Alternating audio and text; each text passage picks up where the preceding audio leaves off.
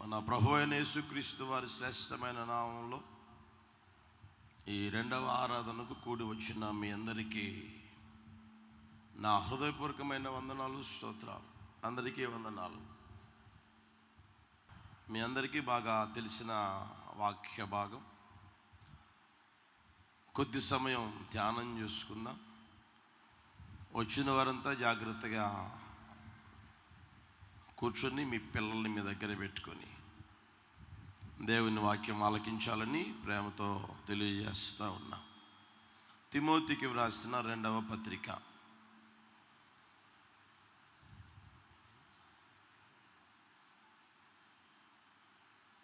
తిమోతికి వ్రాసిన రెండవ పత్రిక 3వ అధ్యాయం 14-15 వచనాలు కలిసి ఉంటాయి. నేను చదువుతాను, గమనించండి. క్రీస్తు యేసునందు ఉంచవలసిన విశ్వాసము ద్వారా రక్షణార్థమైన జ్ఞానం నీకు కలిగించుటకు శక్తిగల పరిశుద్ధ లేఖనములను బాల్యము నుండి నీవు ఎరుగుదువు గనుక నీవు నేర్చుకొని రూఢి అని తెలుసుకున్నవి ఎవరి వలన నేర్చుకుంటివో ఆ సంగతి తెలుసుకొని వాటి యందు నిలకడగా ఉండుము. అందరూ తీశారా బైబిల్? అందరు తీయండి, ఒకసారి అందరం చదువుదాం. తీయండి, బైబిల్ ఒళ్ళో పెట్టుకోకుండా కొంచెం తీయండి, అందరం చదువుదాం. అందరూ చదువుదాం. క్రీస్తు యేసునందు ఉంచవలసిన విశ్వాసము ద్వారా రక్షణార్థమైన జ్ఞానం నీకు కలిగించుటకు శక్తిగల పరిశుద్ధ లేఖనములను బాల్యము నుండి నీ వెరుగుదువు గనుక నీవు నేర్చుకొని రూఢి అని తెలుసుకున్నవి ఎవరి వలన నేర్చుకుంటివో ఆ సంగతి తెలుసుకొని వాటి యందు నిలకడగా ఉండుము.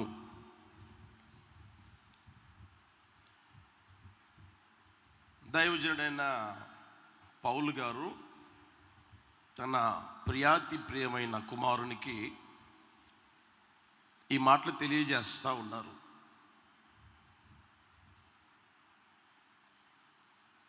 దైవజనుడు ఆయా ప్రాంతాల్లో సంచరిస్తూ దేవుని వాక్యాన్ని ప్రకటిస్తూ ఉన్న రోజుల్లో దేవుని వాక్యాన్ని విశ్వసించి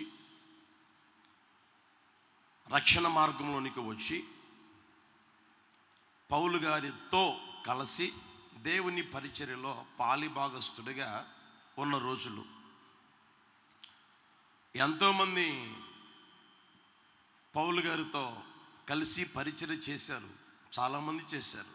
అయితే తిమోతిని గురించి ఆయన గారు అంటారు, అతని వంటి వాడు ఎవడూ లేడు. చూస్తారా మాట కూడా? ఫిలిప్పీ పత్రిక 2వ అధ్యాయం 20 వచనం గమనించండి. మీ క్షేమ విషయమై నిజముగా చింతించువాడు అతని వంటి వాడెవడనో నా యొద్ద లేడు. అందరూ తమ సొంత కార్యములు చూసుకొనుచున్నారు కానీ యేసుక్రీస్తు కార్యములను చూడరు. అతని యోగ్యత మీరు ఎరుగుదురు.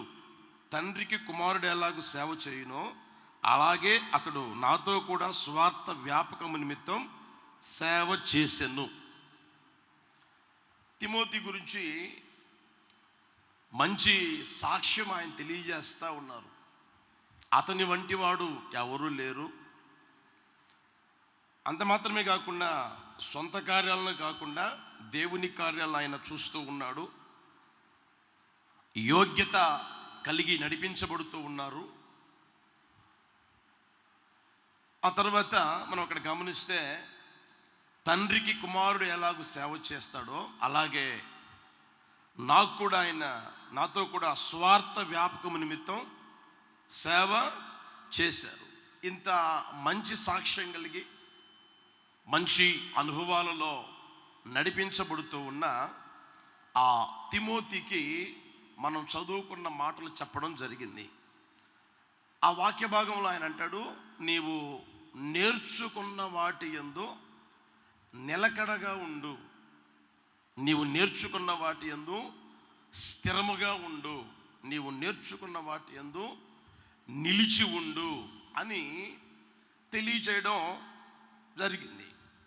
క్రైస్తవ జీవితం అనేది అంటే యేసు ప్రభుని నమ్మి రక్షణ పొందుకొని సంఘ సహవాసంలో అంటుకట్టబడి అపోస్తుల బోధ, రొట్టె విరుచుట, ప్రార్థన సహవాసంలో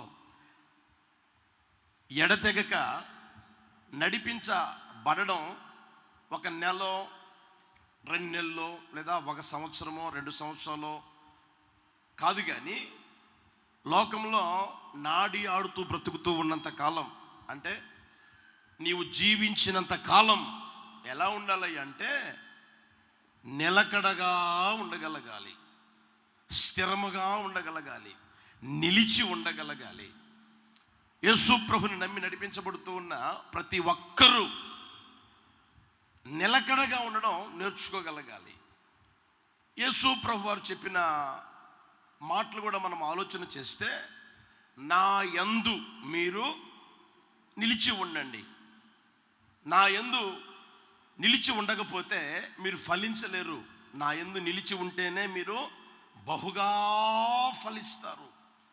మన జీవితం ఫలభరితంగా మారాలని ఆశపడితే, మన జీవితం దీవెనకరంగా, ఆశీర్వాదకరంగా, మనం ఆశీర్వాదం పొందడమే కాదు ఇతరులకి ఆశీర్వాదకరంగా ఉండాలని ఆశపడిన ప్రతి ఒక్కరూ ఏ అనుభవంలో నడిపించబడాలని దేవుని వాక్యం తెలియజేస్తుందంటే నిలకడగా ఉండాలి, నిలకడగా ఉండాలి. ఎప్పుడు నిలకడగా ఉంటారు తెలిసినా, నేర్చుకునే మనసు ఉంటే నిలకడగా ఉంటారు. నేర్చుకోలేని పరిస్థితుల్లో నిలకడ అనేది ఎవరికి సాధ్యమైంది కాదు. నిలకడగా ఎవరు ఉండలేరు. ప్రతి వ్యక్తి నేర్చుకునే స్వభావం చేత నింపబడి నడిపించబడగలగాలి. అది నేనైనా సరే, అది మీరైనా సరే.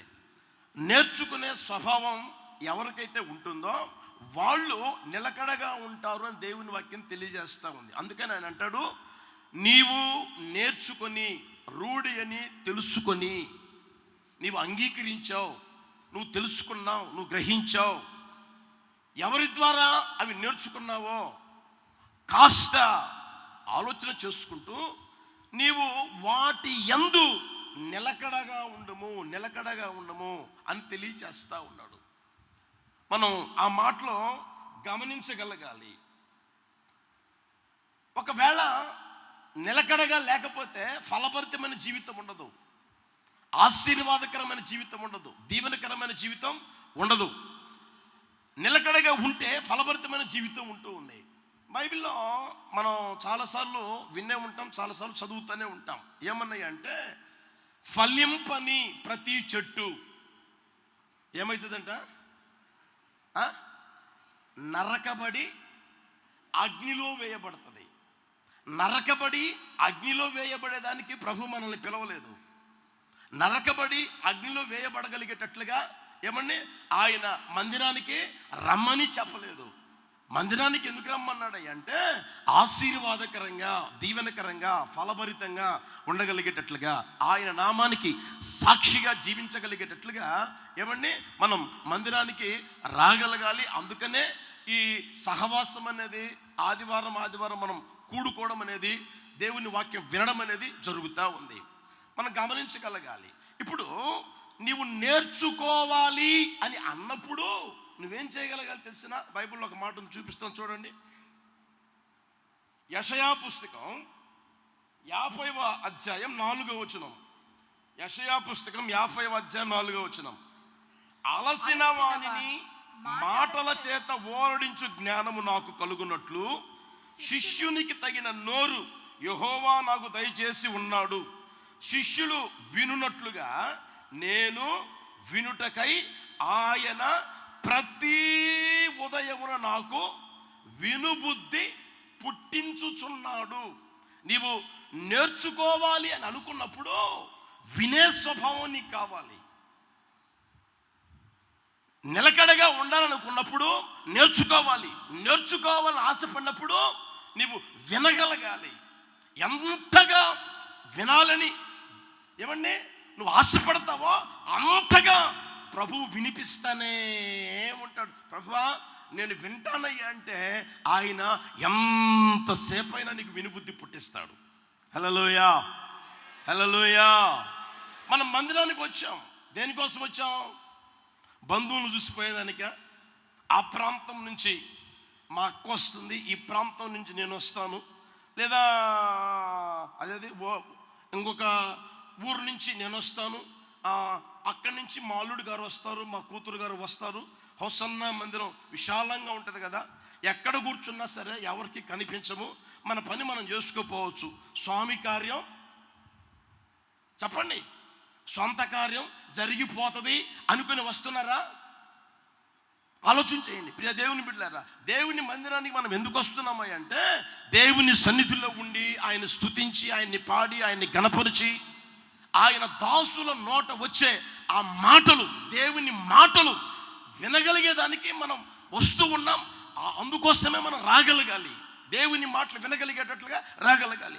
దేవుని మాటలు ఏమండి నువ్వు వినాలి అని ఆశపడితే ఆయన ఎంతసేపు అయినా నీకు ఆయన వినిపించునుగాక.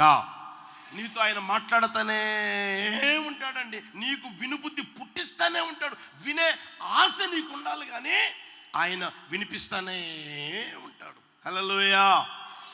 మీరు చూడండి, బైబిల్లో అక్కడక్కడ కూడా గమనిస్తే యేసు ప్రభువు వారు ఆయా ప్రాంతాల్లో బోధిస్తూ ఉన్నప్పుడు వారు ఏమండి వినాలి అనుకున్నంత సేపు బోధిస్తానే ఉన్నాడు. కొంతమంది ఉంటారు, ఏమండి వచ్చాము, ఏమండి ఇప్పుడు 11:31 అయింది, 12 కన్నా అయిపోతుందా, 12:30 కన్నా అయిపోతుందా, 1 కన్నా అయిపోతుందా, 1:30 కన్నా అయిపోతుందా? నిన్నెవడు రమ్మన్నాడు? టైం చూసుకునేవాడు నిన్ను ఎందుకు వచ్చావు? ఎవరు రమ్మన్నారు? నిన్ను బలవంతం చేసింది ఎవరు? అర్థమవుతుందా? దేవుని మందిరానికి వచ్చినప్పుడు ఏమండి దేవుని వాక్యం జల ప్రవాహం వలె బయలుదేరి వస్తూ ఉండగా ఏమండి ఆ వచ్చిన వాక్యం ఎంతసేపు చెప్తూ ఉన్నా అంతసేపు ఏమండి వినగలిగే ఆ స్థితిలోనికి రాగలగాలి. హల్లెలూయా. ఎప్పుడైతే వినగలిగే ఆ స్థితి నీకు వస్తుందో, కొంతమంది ఎలా ఉంటారు తెలుసునండి, మనిషి మాత్రం ఇక్కడ ఉంటాడు, మనసు మాత్రం ఎక్కడో ఉంటుంది. ఈ లైవ్లో చూస్తున్న వారు కూడా జాగ్రత్తగా భయము భక్తి కలిగి ఏమైనా కూర్చొని చూస్తూ ఉంటారా? ఓ ప్రక్క పొయ్యి వెలిగిస్తూనే ఉంటారు, ఓ ప్రక్క గ్యాస్ వెలిగిస్తూనే ఉంటారు, ఓ ప్రక్క ఉడికిందా ఉడకలేదని చూస్తూనే ఉంటారు, మరలా వాక్యం వింటానే ఉంటారు. అది కాదు, మనసు పెట్టి నీవు వినగలగాలి.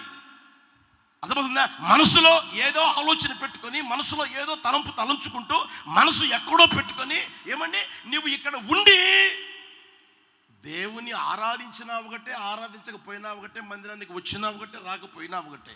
మందిరానికి వచ్చిన నీవు ఎలా ఉండగలగాలి అంటే, మనసు పెట్టి ఆలకించగలిగే ఆ కృపచేత నింపి నడిపించబడుదువుగాక. హల్లెలూయా. అందుకని ఆయన అంటాడు, శిష్యులు వినునట్లు నాకు ప్రతి ఉదయమున వినుబుద్ధి పుట్టిస్తానే ఉంటాడు. నీవు ఎంతగైతే వినగలుగుతావో అంతగా నేర్చుకోగలుగుతూ ఉంటావు. మనసు పెట్టి ఆలకించగలిగితే నేర్చుకోగలుగుతావు. మనసు పెట్టి ఏమన్నా ఆలకించలేకపోతే నువ్వు నేర్చుకొనలేనప్పుడు నీ జీవితం నిలకడగా ఉండదు. నిలకడగా లేనప్పుడు ఆశీర్వాదకరంగా, దీవెనకరంగా, ఏమండి ఫలభరితమైన జీవితం నీవు పొందలేవు, చెయ్యలేవు. దేవుని ద్వారా ఏమైనా కలుగుతుంది అని అనుకోవడం నీ జీవితంలో పొరపాటు. అర్థమవుతుందండి? వచ్చిన నీ వ్యక్తిగత జీవితంలో దేవుని వాక్యాన్ని విందువుగాక. హల్లెలూయా. వింటే నేర్చుకుంటే నిలకడగా ఉంటావు, నిలకడగా ఉంటే ఫలభరితంగా మారుతావు, దీవెనకరంగా, ఆశీర్వాదకరంగా మారుతావు. నా దేవుడు అట్టి కార్యం ఒక్కొక్కరి జీవితంలో ఈ రోజున చేయునుగాక. ఈ మాటలు వింటున్న ప్రతి ఒక్కరి జీవితంలో నా దేవుడు ఫలభరితమైన జీవితాన్ని దయచేయునుగాక, ఆశీర్వాదకరమైన జీవితం దయచేయునుగాక, దీవెనకరమైన జీవితం దయచేయునుగాక. హల్లెలూయా. నేర్చుకోవలసినవి సమయాన్ని బట్టి కొంచెం మీకు తెలియచేస్తాను, చాలా ఉన్నాయి. కొంచెం మీకు తెలియజేస్తాను, చాలా జాగ్రత్తగా ఆలకించాలని ఈ మాటలు మీకు తెలియజేస్తూ ఉన్నా. చూద్దామా ప్రియ దేవుని బిడ్డలారా? మత్తయి సువార్తమానం 11వ అధ్యాయం 28వ వచనం.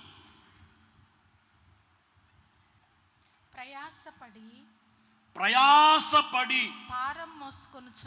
భారము మోసుకొనుచున్న సమస్త జనులారా నా యొద్దకు రండి, నేను మీకు విశ్రాంతి కలుగజేస్తాను. నేను సాత్వికుడను దీన మనస్సు గలవాడను గనుక మీ మీద నా కాడి ఎత్తుకొని నా యొద్ద నేర్చుకొనండి, అప్పుడు మీ ప్రాణములకు విశ్రాంతి దొరుకును. ఈ మాటలు ఇంచుమించుగా కొన్ని వందల సార్లు, వేల సార్లు వినే ఉంటారు. మరొకసారి ప్రభు ధ్యానం చేసుకోగలిగేటట్లుగా సహాయం చేస్తూ ఉన్నారు. యేసయ్య పిలుస్తూ ఉన్నారు. ఏమని తెలిసిన? ప్రయాసపడి భారము మోసుకొనుచున్న సమస్త జనులారా. అక్కడ కులము లేదు, మతము లేదు, ఊరు లేదు, ఏమండి దేశం పేరు కూడా లేదు. ఎవరైతే ప్రయాసపడి భారాన్ని మోసుకుంటూ ఉన్నారో వారందరూ, ఆయన అంటాడు, నా యొద్దకు రండి. ప్రయాసపడి భారం మోస్తున్న సమస్త జనులారా నా యొద్దకు రండి, నేను మీకు విశ్రాంతి కలుగు చేస్తాను. నేనెవరినై అంటే సాత్వికుడను దీన మనస్సు గలవాడను, నా కాడి ఎత్తుకొని నా యొద్ద మీరు నేర్చుకోండి, మీ ప్రాణములకు విశ్రాంతి దొరుకును. ఈ రోజున చూడండి ప్రియ దేవుని బిడ్డలారా, మందిరానికి వస్తూ ఉన్నా విశ్రాంతి లేని పరిస్థితులు, వాక్యం వింటూ ఉన్నా నెమ్మది లేని పరిస్థితులు, వాక్యం వింటూ ఉన్నా సమాధానం లేని పరిస్థితులు, ఒక ప్రక్క పాట పాడుతూనే ఉన్నా, ఒక ప్రక్క ఆరాధన చేస్తూనే ఉన్నా, ఒక ప్రక్క ఏమండి వ్యక్తిగత జీవితాలలో నెమ్మది లేని పరిస్థితులు, విశ్రాంతి దొరకని పరిస్థితుల్లో నడిపించబడతా ఉన్నారు. కారణం ఏంటో ఇక్కడ రాయబడింది. మీరు నేర్చుకొనగలిగితే, నా యొద్ద నేర్చుకొనగలిగితే మీ ప్రాణాలకు ఏం దొరుకుతుంది అంటే విశ్రాంతి దొరుకుతుంది. నా యేసయ్య విశ్రాంతి కలుగు చేయును గాక, నెమ్మది కలుగు చేయును గాక, సమాధానం కలుగు చేయును గాక. ఎప్పుడు తెలిసినా నేర్చుకునే మనసు ఉండాలి. మందిరానికి వస్తూ నువ్వు నేర్చుకొనలేకపోతే ఎన్ని సంవత్సరాలు వచ్చినా, ఏమండి ఎంతమంది సేవకులు విశ్రాంతి కలుగునుగాక అన్నా విశ్రాంతి కలగదు, నెమ్మది కలగదు, సమాధానం కలగదు. దేవుని వాక్యం చెప్తున్న సత్యం ఏంటంటే నీ జీవితంలో నేర్చుకునే మనసు కావాలి. ఇప్పుడు నేనున్నాను అనుకోండి, నేర్చుకునే మనసు నాకు కావాలి. మీరున్నారనుకోండి, నేర్చుకునే మనసు మీకు కావాలి. ఎప్పుడైతే నేర్చుకునే మనసు వస్తుందో అప్పుడు నాకైనా నెమ్మది దొరుకుతుంది, మీకైనా నెమ్మది దొరుకుతుంది. ఆయన వలన కలుగుతూనే ఉంటుంది. జీవితాంతం ఆయన ఏం చేస్తాడంటే విశ్రాంతిగా జీవించగలిగేటట్లుగా, నెమ్మదిగా సమాధానంగా బ్రతకగలిగేటట్లుగా నిశ్చయముగా యేసయ్య చేటుకు శక్తి కలిగిన దేవుడు. ఆయన ఎవరంటే మాట తప్పని దేవుడు. హల్లెలూయా.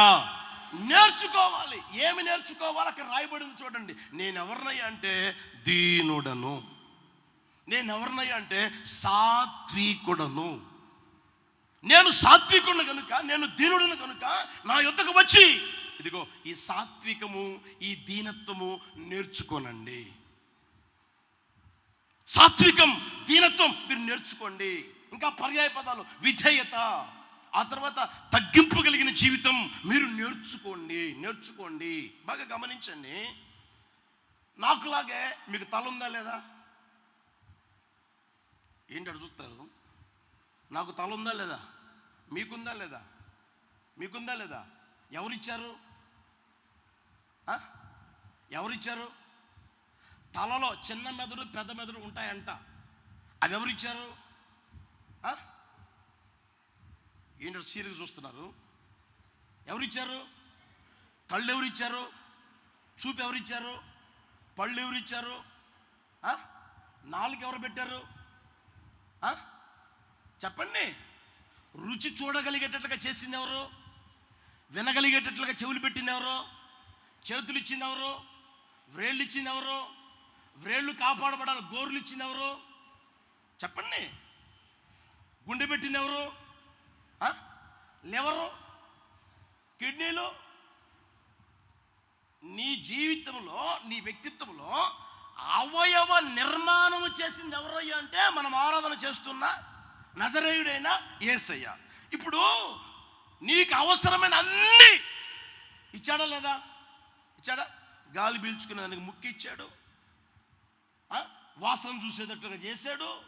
తర్వాత గమనించిన దేవుని బిడ్డలారా, ఆస్తి ఇమ్మంటే ఆస్తి ఇచ్చాడు, ఇల్లు ఇమ్మంటే ఇల్లు ఇచ్చాడు, బైక్ కావాలంటే బైక్ ఇచ్చాడు, తర్వాత కారు కావాలంటే కారు ఇచ్చాడు, ఉద్యోగం కావాలంటే ఉద్యోగం ఇచ్చాడు, సంతానం కావాలంటే సంతానము ఇచ్చాడు. అవునా కదా? ప్రభువా దీనత్వం నాకు దయచేయి అంటే ఆయన అంటాడు, అది దయచేసేది కాదు బిడ్డ, నువ్వు నేర్చుకునేది బిడ్డ అంటాడు ఆయన. ఆ మాట గమనించండి. అక్కడ నేను దీనుడును, సాత్వికుడును, దీన మనస్సు గలవాడును కనుక మీ మీద నా కాడు ఎత్తుకొని నా యొద్ద నేర్చుకోండి. అది నీకు ఇవ్వబడేది కాదు కానీ, అది నీకు దయచేయబడేది కాదు కానీ, నీవు నీ దైనందిన జీవితంలో ప్రతిరోజు దేవుని వాక్యం చదువుతూ ఉండగా, యేసయ్యను గూర్చి నువ్వు తెలుసుకుంటూ ఉండగా, ఏమంటే భక్తుల చరిత్ర చదువుతూ ఉండగా, భక్తుల గురించి వింటూ ఉండగా నువ్వు ఏం చేయగలగాలి అంటే నేర్చుకోవాలి. దీన మనస్సు అనేది, సాత్వికం అనేది ఒక రోజుతో వచ్చేది కాదు, ఒక రోజుతో పోయేది కూడా కాదు. మోషే ఎవరై అంటే భూమి మీద ఉన్న వారందరిలో ఎవరంట? సాత్వికుడు అని రాయబడింది. ఎప్పుడు చెప్పాడు ఆయన? ప్రారంభంలో చెప్పాడా? మధ్యలో చెప్పాడా? ఆయన జీవితం ముగింపు దగ్గరకు వచ్చిన అప్పుడు అంటా ఉన్నాడు, భూమి మీద ఉన్న వారందరిలో సాత్వికుడు. దీనత్వం అనేది లైఫ్ టైం ప్రాసెస్ అంటారు దాన్ని. ఒకే రోజున వచ్చేది కాదు, ఒకే రోజున పొందుకునేది కూడా కాదు, ఒకే రోజు నీకు ఇవ్వబడేది కూడా కాదు. సాత్వికము, దీనత్వం అనేది దినదినం నువ్వు నేర్చుకొందువు గాక. హల్లెలూయా, హల్లెలూయా. అట్టి కృప ప్రభు నిశ్చయముగా దయచేయును గాక. హల్లెలూయా. దీనత్వమును నేర్చుకోగలగాలి. మందిరానికి వస్తూ ఉన్నప్పుడు, దేవుని వాక్యాన్ని వింటూ ఉన్నప్పుడు ఏమంటే నేను దీనత్వాన్ని ధరించుకొని నడిపించబడుతూ ఉన్నానా, దీనత్వాన్ని నేర్చుకోగలిగే ఆ పరిస్థితుల్లో ఉన్నానా అని నువ్వు ఆలోచన చేసుకోగలగాలి. దీనత్వం రెండు విధాలుగా చెప్తారు. ఒకటి ప్రభువు దృష్టికి, తర్వాత మనుషుల దృష్టికి. దేవుని వాక్యంలో మనం ఆలోచన చేస్తే మనందరికీ బాగా పరిచయం. యాకోబు పత్రిక తీస్తారా? 4వ అధ్యాయం 10వ వచనం గమనించండి. యాకోబు పత్రిక 4వ అధ్యాయం 10వ వచనం. ప్రభువు దృష్టికి మిమ్మును మీరు తగ్గించుకొనండి, అప్పుడు ఆయన మిమ్మును హెచ్చిస్తాడు, ఫలభరితంగా మారుస్తాడు, ఆశీర్వాదకరంగా, దీవెనకరంగా, ఘనత నిమిత్తమైన పాత్రగా ఆయన చేస్తాడు. ప్రభువు దృష్టికి మనల్ని మనం ఏం చేసుకోవాలి అంటే తగ్గించుకోగలగాలి. ఎంతగా తగ్గించుకోగలిగితే అంతగా ఏమంటే ఆయన నీకు నేర్పుతాడు. హల్లెలూయా, హల్లెలూయా. ఆ మాటలు మన వ్యక్తిగత జీవితంలో మనం ఆలోచన చేయగలగాలి. ఈ రోజున మన వయసు అయితే పెరుగుతూ ఉంది కానీ, మన అనుభవం అయితే పెరుగుతుంది అని అనుకుంటున్నాము కానీ, నేను సీనియర్ని అని అనుకుంటున్నాము కానీ, అయితే దీనత్వము ధరించుకునే పరిస్థితులకు రావడంలే, దీనుడిగా మారడంలే, సాత్వికునిగా మారలేకపోతా ఉన్నాను. యేసయ్య అంటాడు, నేను సాత్వికుణ్ణి, నేను దీన మనసు గలవాడిని, నా యొద్ద నేర్చుకోండి. హల్లెలూయా. అట్టి కృప ప్రభు దయచేయును గాక. మందిరానికి ఇద్దరు వచ్చారు, ప్రార్థన చేసుకునేదానికి ఇద్దరు వస్తే ఒక ఆయన ఆ మనస్సులోనే అనుకుంటా, తన గురించి తానే అనుకుంటా ఉన్నాడు. ఏమని అంటే, నేను నీతిమంతుణ్ణి, నిందారహితుణ్ణి, నేను ఎవరినై అంటే వారానికి 2 మార్లు ఉపవాసం ఉండేవాడిని, దోపులోను జీలకర్రలోను అన్నిటిలో దశంభాగం కూడా ఇచ్చేస్తూ ఉన్నాను, క్రమం తప్పకుండా ఆదివారం వస్తూ ఉన్నాను, క్రమం తప్పకుండా బుధవారం కూడా కనిపిస్తూ ఉన్నాను, క్రమము తప్పకుండా శనివారం కూడా కనిపిస్తూ ఉన్నాను, ఎక్కడ కూటాలంటే అక్కడ అక్కడ క్రమం తప్పకుండా కనిపిస్తూ ఉన్నాను అని తనలో తాను ప్రార్థన చేసుకుంటా ఉన్నాడు. తనలో తాను తన గురించి చెప్పుకుంటా ఉన్నాడు. అక్కడే మరొక వ్యక్తి కూడా ఉన్నాడు. మరొక వ్యక్తి అంటాడు, పాపినైనా నన్ను కరుణించు, పాపినైనా నన్ను కరుణించు అని ఎప్పుడైతే అన్నారో యేసు ప్రభువారు అంటారు, అతని కంటే ఇతడు నీతిమంతుడిగా తీర్చిదిద్దబడి ఉన్నాడు. అతగానిలో తప్పేముంది? ఆలోచన చెప్పిన దేవుని బిడ్డారా, అతగానిలో ప్రార్థనా జీవితం ఉంది. అతడిలో ఏమండి దశమ భాగం ఇచ్చే స్వభావము ఉంది. అతగానిలో క్రమము లేని జీవితం కాకుండా క్రమం కలిగిన జీవితం ఉంది. ఆదివారం మందిరానికి వెళ్తూ ఉంటాడు, దేవుని వాక్యాన్ని వింటానే ఉంటాడు, దేవుని సన్నిధిలో ఇవ్వవలసిన ఆ ఘనత గౌరవం ఇస్తూనే ఉన్నాడు. అయితే ప్రభు అంటాడు, అతగాడి కంటే ఇతగాడు, అతగాడి కంటే ఇతగాడు, అతని కంటే ఇతడు అని అంటాడు. అతనిలో ఉన్నది ఏందయ్య అంటే ఏమండి ప్రభువు దృష్టిలో తను తగ్గించుకునే స్వభావం లేదు. దశమ భాగం ఇచ్చే స్వభావం ఉంది. పొలం వేసాడనుకో, ప్రథమ ఫలంలో తీసుకొని వచ్చి ఆ స్వభావము ఉంది.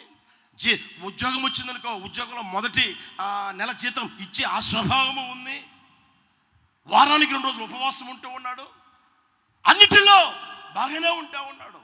అయితే దేవుడు అంటాడు, నా దృష్టికి అతగానిలో తగ్గింపు కలిగిన జీవితం కనిపించలేదు, విధేయత కలిగిన జీవితం కనిపించలేదు, సాత్వికం అతనిలో కనిపించలేదు అని ప్రభు చెప్తా ఉన్నాడు. ఇతగానిలో ఏమండి అతని పరిస్థితిని బట్టి నడిపించబడుతుంది. అతను అంటాడు, పాపినైన నన్ను కరుణించు. తాను తగ్గించుకొని హృదయములో ఉన్న ఆ తగ్గింపుని చూసిన నజరేయుడని యేసయ్య అంటాడు, ఇతగాడు నా దృష్టికి తాను తగ్గించుకున్న వ్యక్తి అని. ఆలోచన చేసుకుందాము గాక. రోజున మందిరానికి రావచ్చు, దశంభాగాలు ఇవ్వచ్చు, కానుకలు ఇవ్వచ్చు, ఏమండి ఏమైనా అన్నిటిల్లో ముందుండి నడిపించబడవచ్చు, మంచిదే. అయితే నీ జీవితంలో నీవు తగ్గింపు కలిగి బ్రతకకపోతే, విధేయత కలిగి నడిపించబడకపోతే, సాత్వికముతో దీన మనసు కలిగి నడిపించబడకపోతే ఆయన అంటాడు నీ జీవితం ఏమండి నా దృష్టికి తగ్గింపు లేనిదిగా నడిపించబడతా ఉంది. బైబిల్లో ఒక కుటుంబం ఉంది. ఒక కుటుంబం బాగా గమనించండి. ఆహాబు, ఆయన పేరు ఆహాబు.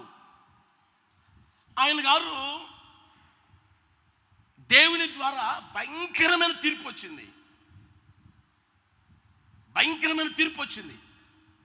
ఏమని తెలిసిన, నీ రక్తాన్ని కుక్కలు నాగుతాయి అని చెప్పడం జరిగింది. దేవుడు చెప్పడం జరిగింది. ఆ మాటలు విన్న ఆ రాజుగారు, చూడండి రాజుల మొదటి పుస్తకం 21వ అధ్యాయం 27 నుంచి గమనించండి. ఆహాబు ఆ మాటలు విని తన వస్త్రములు చింపుకొని గోనె పట్ట కట్టుకొని ఉపవాసముండి గోనె పట్ట మీద పరుండి వ్యాకుల పడుచుండగా యెహోవా వాక్కు తిష్బీయుడైన ఏలీయాకు ప్రత్యక్షమై ఈలాగు సెలవిచ్చెను, ఆహాబు నాకు భయపడి వినయముగా ప్రవర్తించుట చూచితివా. హలో ఏలియా, నాకు భయపడి వినయముగా ప్రవర్తించడం చూచితివా. ప్రభువా, ఇప్పుడే కదా గర్విష్ఠుడు అన్నావు, ఇప్పుడే కదా అహంకారంతో నడిపించబడుతున్నాడు, ఇప్పుడే కదా ఇది చెప్పావు. అదే అతగాడు ఇప్పుడు ఏం చేశాడు తెలిసిన, నేను సెలవిచ్చిన వాక్కులు విని, నేను చెప్పిన మాటలు విని తాను బహుగా తగ్గించుకున్నాడు. తన బట్టలు చింపుకున్నాడు. ఆ తర్వాత గోనెపట్ట కట్టుకున్నాడు. గోనెపట్ట మీద పరుండి ఉపవాసం ఉండి నా సన్నిధిలో నాకు భయపడి ఎలా వినయ భయభక్తులతో నడిపించబడ్డం చూసావా? మరి ఏం చేయమంటావయ్యా? నీ కాలంలో నేను చెప్పిన మాట జరగదు, ఆ తర్వాత నీ సంతతిలో జరుగుతుందని చెప్పు అని చెప్పడం జరిగింది. ఆ అపాయం తప్పించబడింది. గమనించండి ప్రియ దేవుని బిడ్డలారా, ఈ రోజున ఈ మాటలు వింటున్న మన వ్యక్తిగత జీవితాల్లో ఆలోచన చేసుకోగలగాలి. దేవుని ద్వారా ఏమండి కఠినమైన తీర్పు ఒకవేళ వచ్చినప్పుడు నువ్వు చేయవలసిన పని ఏందయ్యా అంటే ఆయన దృష్టికి తగ్గించుకొందువు గాక, ఆయన దృష్టిలో తగ్గించుకునే వ్యక్తివిగా నువ్వు నడిపించబడదువు గాక. అదే సమయంలో తన భార్యను గమనించండి. అధికారం ఉంది ఆ అహంకారముతో, అధికారం ఉందనే ఆ గర్వముతో, నీకు చేత కాలేదా, నీ వల్ల కాలేదా, నేను నేను నేను చేస్తాను చూడు అని వెళ్ళి పనికిమాలిన వాళ్ళని ఏమండి సాక్షులుగా పెట్టి నాబోతుని చంపించి ఆ ద్రాక్ష తోటని తనకిప్పించి ఆ తర్వాత పో అనుభవించిపో అని చెప్పడం జరిగింది. అధికార దాహంతో, ఏమండి అధికార అహంకారంతో, అధికార గర్వముతో ఎలా నడిపించబడిందో చూడండి. ఆ తర్వాత మీరు గమనించే దేవుని బిడ్డలారా, ఆమె రక్తం కుక్కలు నాకడం జరిగింది.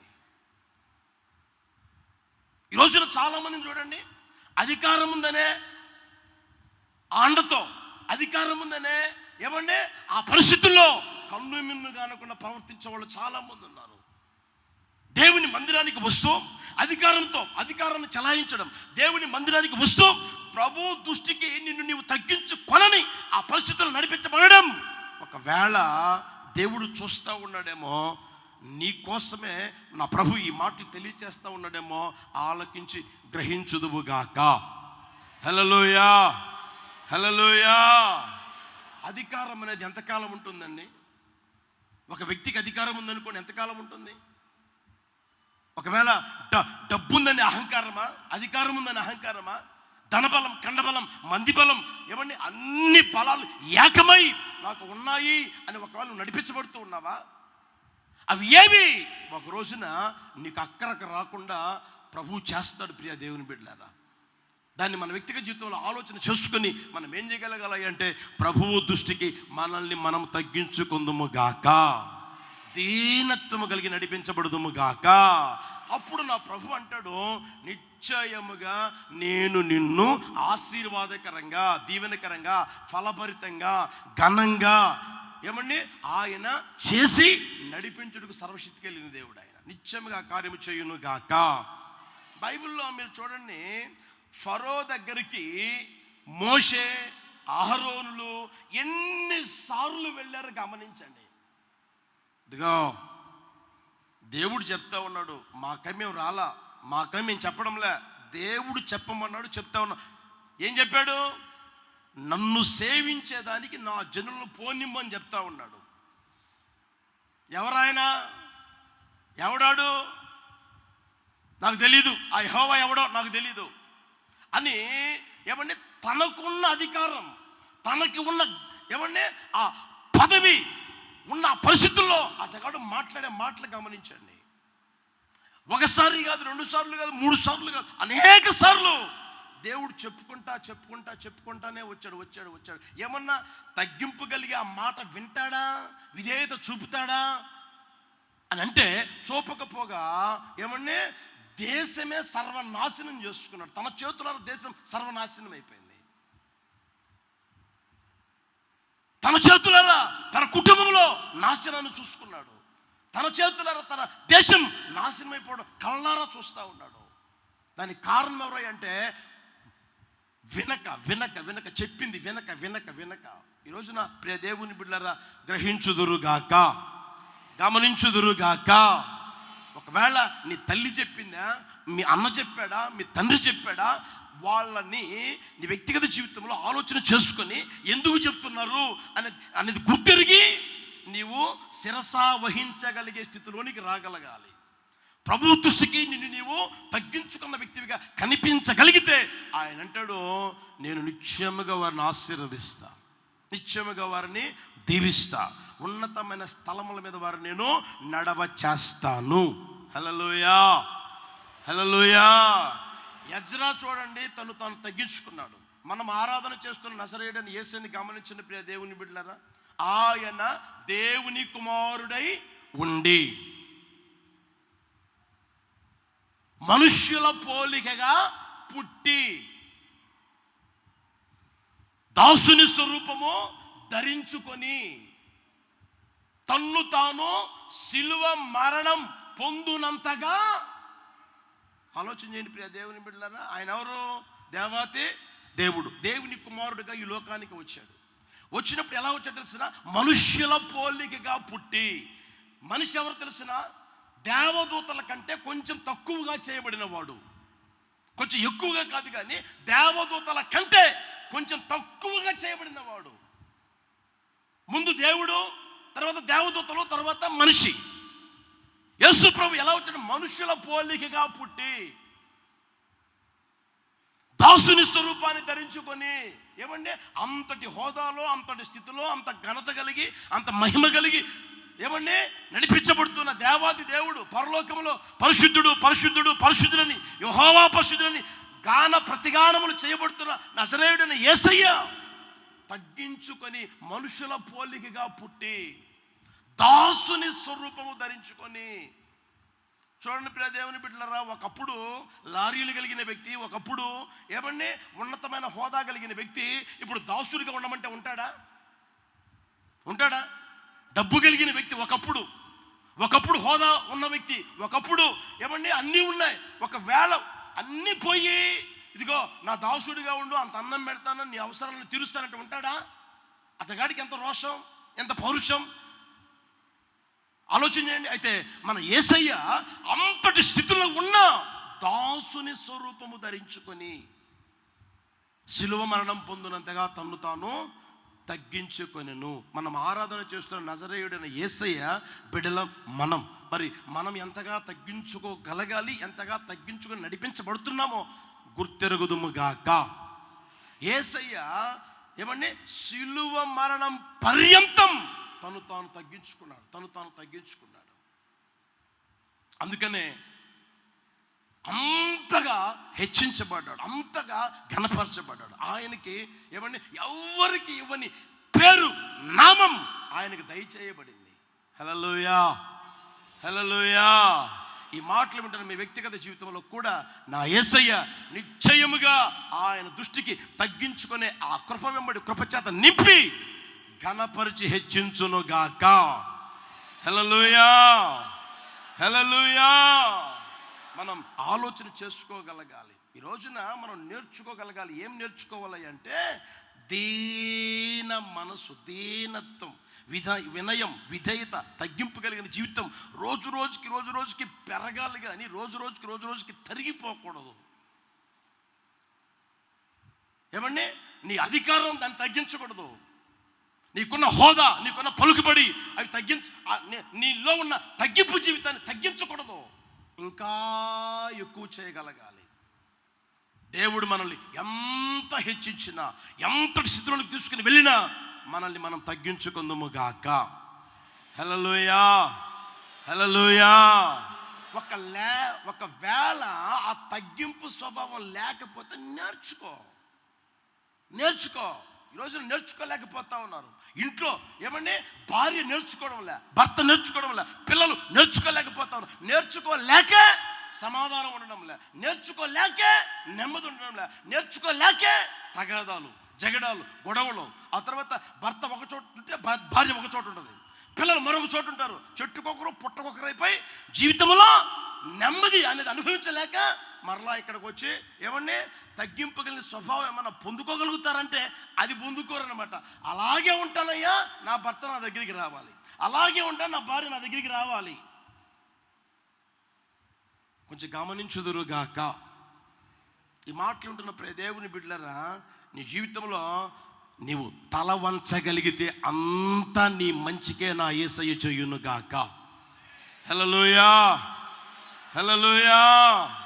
రెండో మాట చదువుదామా? చూడండి, 6వ అధ్యాయం, సామెతల పుస్తకం 6వ అధ్యాయం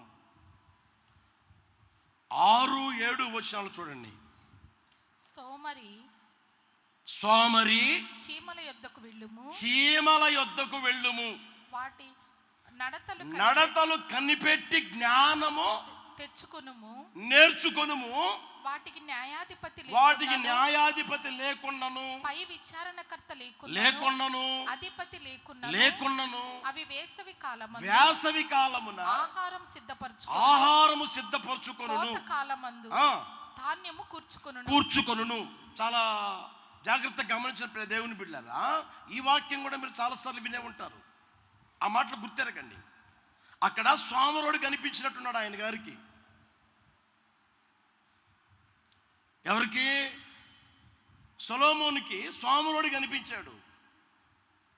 సోమరే, రే సోమరే, ఇలా రా అయ్యా, చెప్పండి, కాస్త చీమల యుద్ధకు వెళ్ళు,